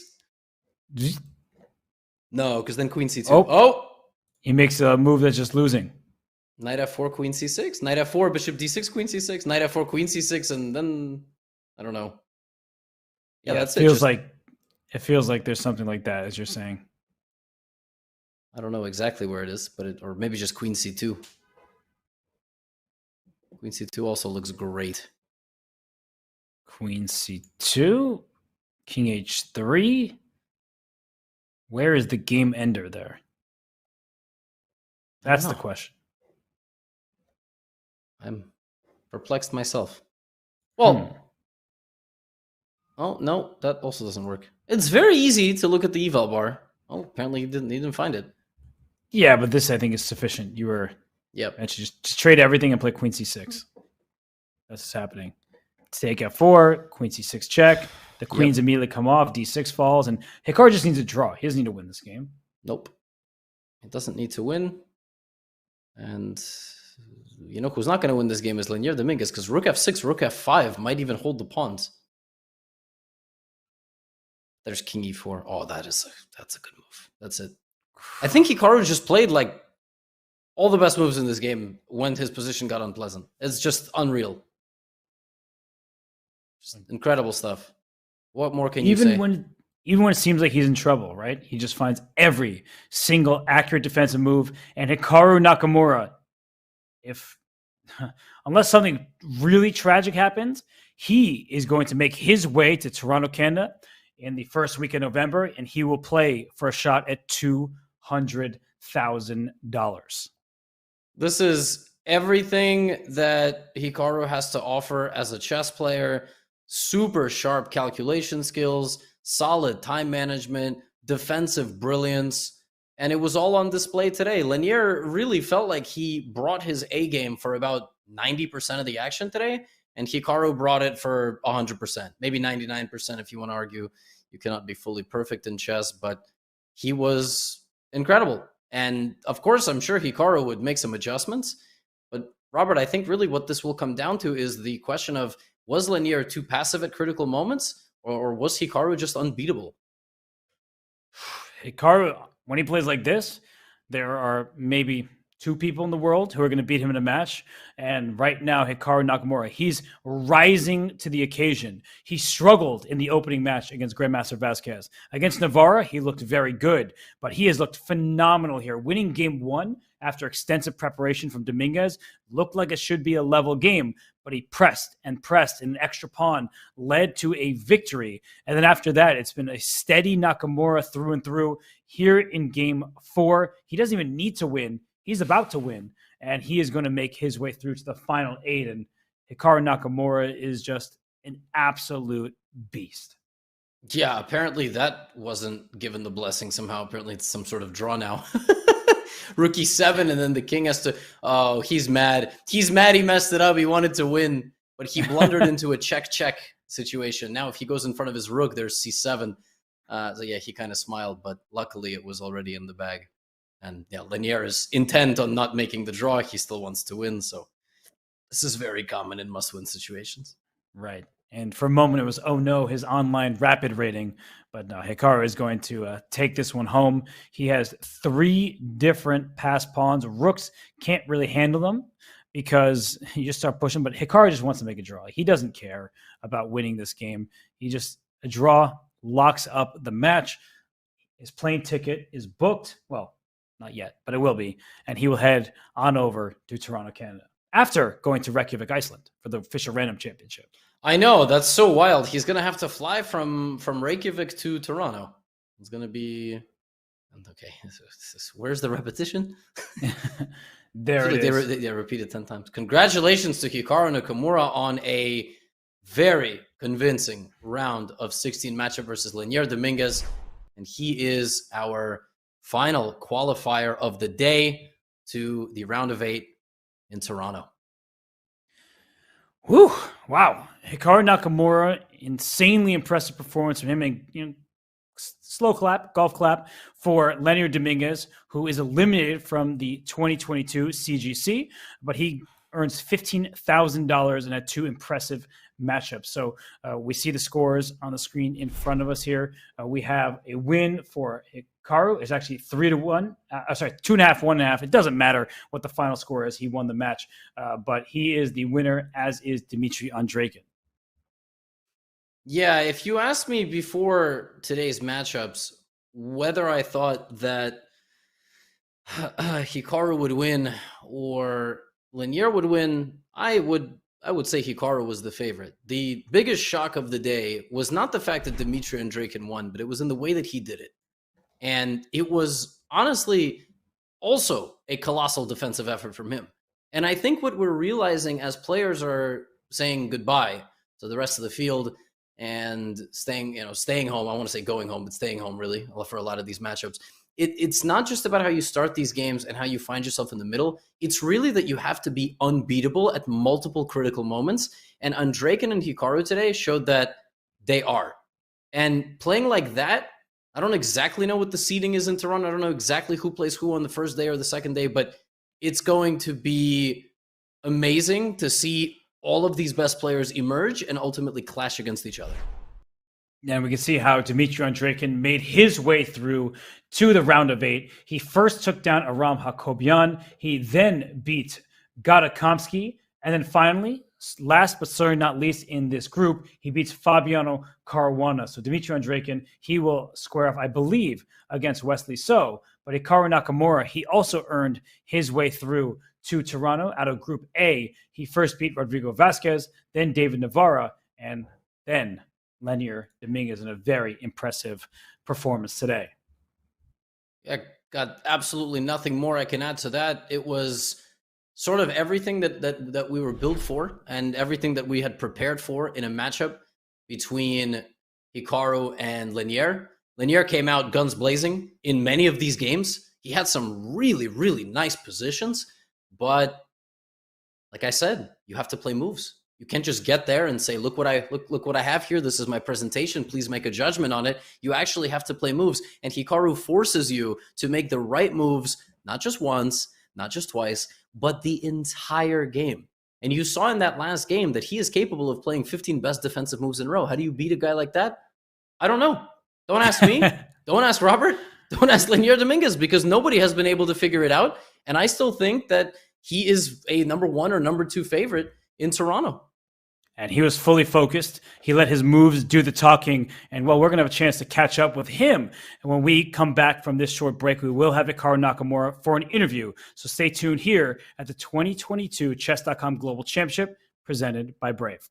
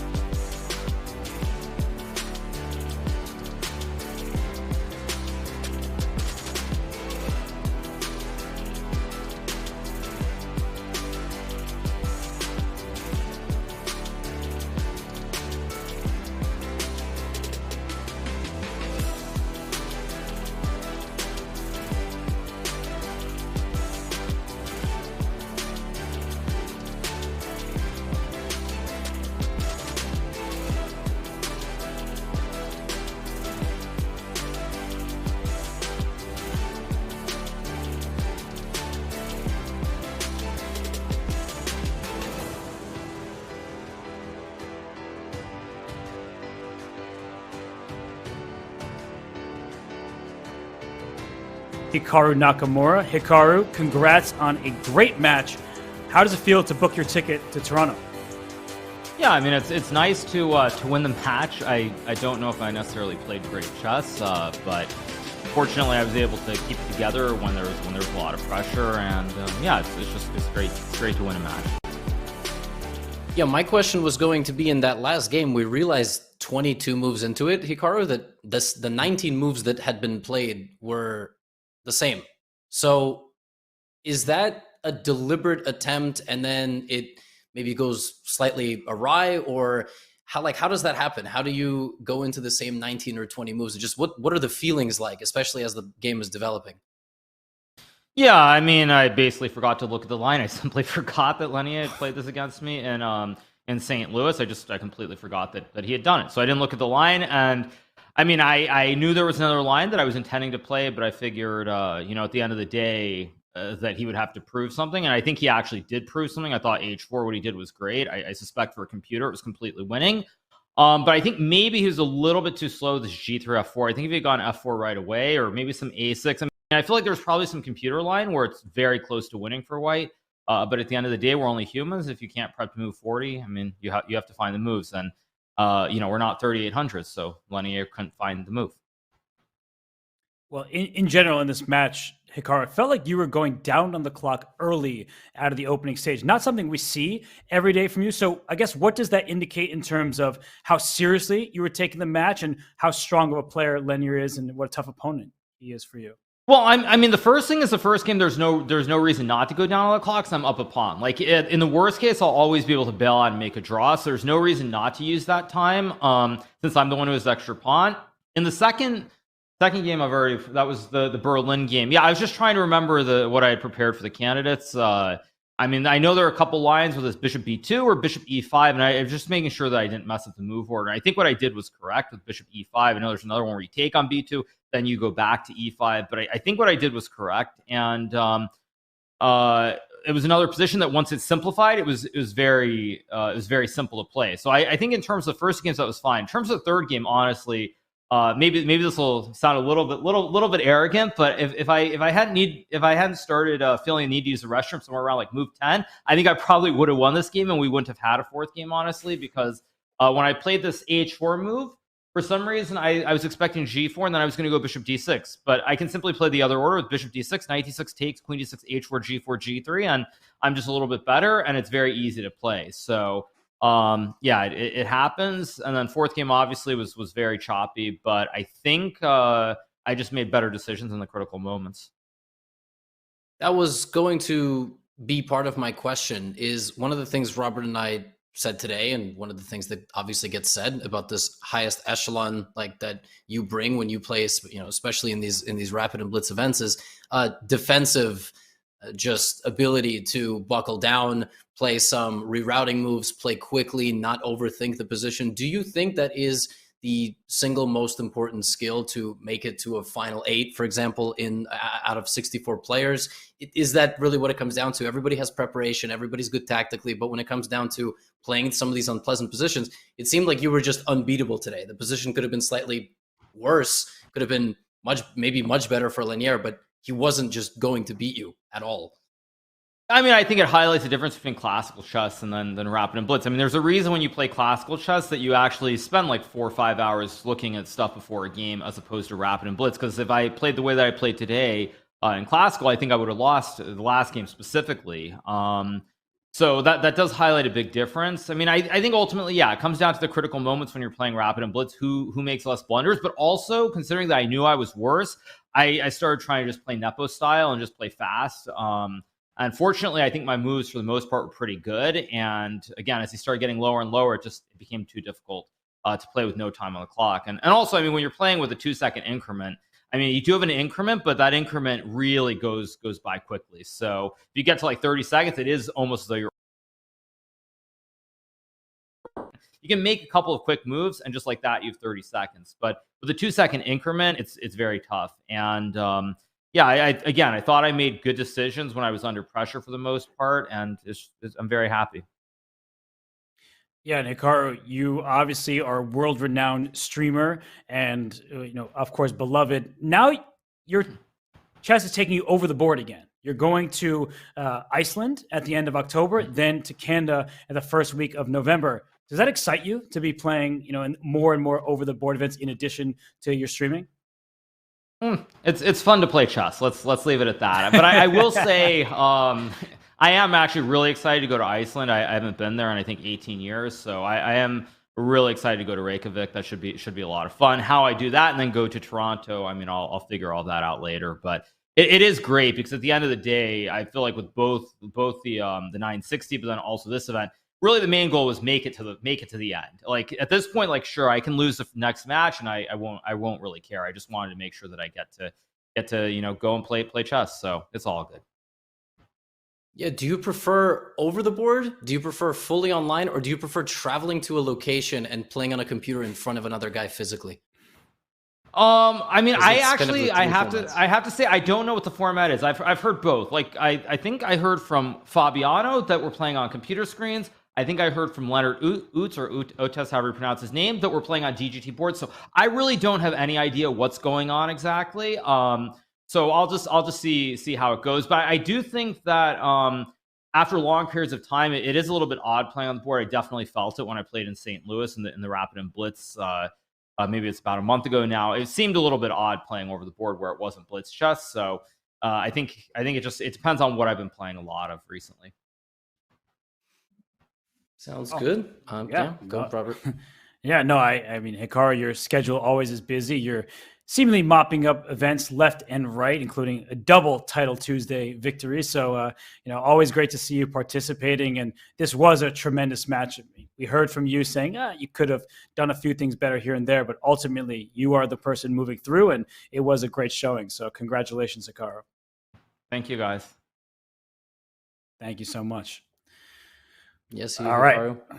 Well, Hikaru Nakamura has made his way through against Lenier Dominguez. We'll show you the bracket once more. He takes down Rodrigo Vasquez, David Navarra, and Lenier Dominguez. So Levy, he's always a powerhouse, but Hikaru just showed his best chess when he needed it today.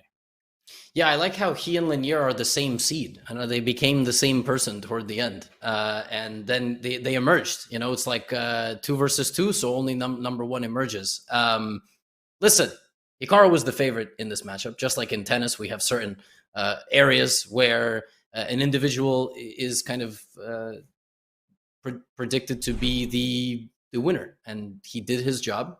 He took care of business. There was ups, there was downs. He was dominant in some matches, and this match was super, super close. Well, now we'll get to see him in Toronto. That's really the big show. For sure. And since we're speaking of, these great matches, we also saw Dmitry Andreikin take down Fabiano Caruana. So as we dive a little bit more into that match, let's take a closer look, because it's time for a new segment we like to call the Brave Move of the Day, in which we highlight a key move or set of moves to decide the outcome of the match between Andreikin and Caruana. And it was a draw in game 1. But Levy, here in game 2, we can see that both players down under 10 seconds. Caruana makes the move king to g6, and Andreikin has his eyes on the prize here with no time on the clock. Yeah, he uncorks bishop to e4, which overloads the light squared bishop from the defense of the promotion and the defense of the e4 square. If you take the bishop, obviously white is promoting. If you do not, which ultimately happened in the game, the bishop is unable to deal with the consequences of promotion, and Dmitry went on to win. And this was really the beginning of the end for Fabiano. You could argue that it was the beginning of the end, not just in this game, of the entire match. But I don't know. I don't know if bishop e4 was the brave move of the day, or Fabiano's king g6 was a little too brave. But yes, bishop e4 sealed the deal, not just in this game, but it really felt overall. And Mr. Fair Chess on YouTube, or Dmitry Andreikin, as he goes by, punched his ticket to Toronto by winning this game and then the next one. Yeah, it certainly was the critical moment, because it allowed him to take a lead, and he did not relinquish that lead. And that's our Brave Move of the Day. Remember, it's time to make your move from Chrome to Brave. Try it now at brave.com/chess. So, Levy, we have 2 players making their way through to Toronto, in addition to the 2 that we saw yesterday. So we know Hikaru Nakamura is up top, awaiting the winner of Duda and Serrana. Wesley So will take on Dmitry Andreikin. Levon Aronian will take on the winner of Dingley Ren and Nihal Sarin. And then we have the upper right-hand side. Levy, no one is made it through to the round of 8 from those 2 groups. No, that's sort of like a foreign land to me, as we see Nepo with Rajabov. That, of course, is also another 1-2 matchup. We've had 3 of those. The strangest matchup gotta be Giri Pankratov. I've got no idea what to expect. Giri has been seemingly like in the Matrix, just dodging everything and just being incredible. And his matchup against Raonic really made me think that he is in peak form in this event. It wasn't even close, but how is he going to fare against the man that has taken down a 5-time world champion, as well as the world rapid champion? I don't know. I really don't know. It seems like anytime Pankratov sits down to play, you gotta maybe look at him as a potential favorite in a matchup. We'll see what gear he comes with and how his prep is, and I don't know. That one is the one that's up in the air the most for me. Yeah, he started the event as one of those kind of anonymous type of 2650 players, but Pavel Pankratov, he's a name that people will remember after he beat Vichy and Nordibek. But we have these matches on Wednesday, October 5th. That is 2 days from now, 9 a.m. Pacific time. Mark these down in your calendars. Will Anish Giri and Jan Krzysztof Duda, the number 1 seeds in their group, will they make it through? Or will the upstarts in Pavel Pankratov and Alexis Sarana, will they continue their upset streaks and make their ticket to Canada and face off against the other elite players? So, Levy, I mean, it's been a fantastic show. I mean, really some great matchups. And not only do we have the 2 coming up on this coming Wednesday, we have 2 more the following Wednesday. So the round of 16 continues. It is all exciting. Oh, it's super exciting. It's a shame we have to wait a little bit longer for these players. But listen, people have commitments. They have to play in tournaments. And while the Chess.com Global Championship, brought to you by Brave, is quite an exciting event to play, over the board still for many of these players takes precedence. But yeah, I'm super pumped for those matchups. I'm super pumped for Nepo and Rajabov, for Ding Liren and Nihal Sarin. Robert, as always, this was a pleasure. And I don't know what your thoughts are on the upcoming matchups, but I have been more than satisfied, and I am eagerly looking forward to the remaining matchups in the round of 16, but also now finding out who's going to play who in Toronto. Yeah, it's going to be an interesting Wednesday, or I should say Wednesdays, because our next 2 Wednesdays will be jam-packed with action here at the Chess.com Global Championship presented by Brave. And well, before we sign off, we do want to give one last major shout-out to our presenting sponsor, our friends at Brave. They will stick with us through Toronto for the entirety of the CGC. So thank you so much for all of that. But we are going to sign off for now. It is Hikaru Nakamura. It is Dmitry Andreikin. They will be joined by 4 more players in the next 2 Wednesdays. And, of course, Wesley So, Levon Aronian. And they made their way through yesterday. So now we say goodbye. See you Wednesday for more from the Chess.com Global Championship presented by Brave.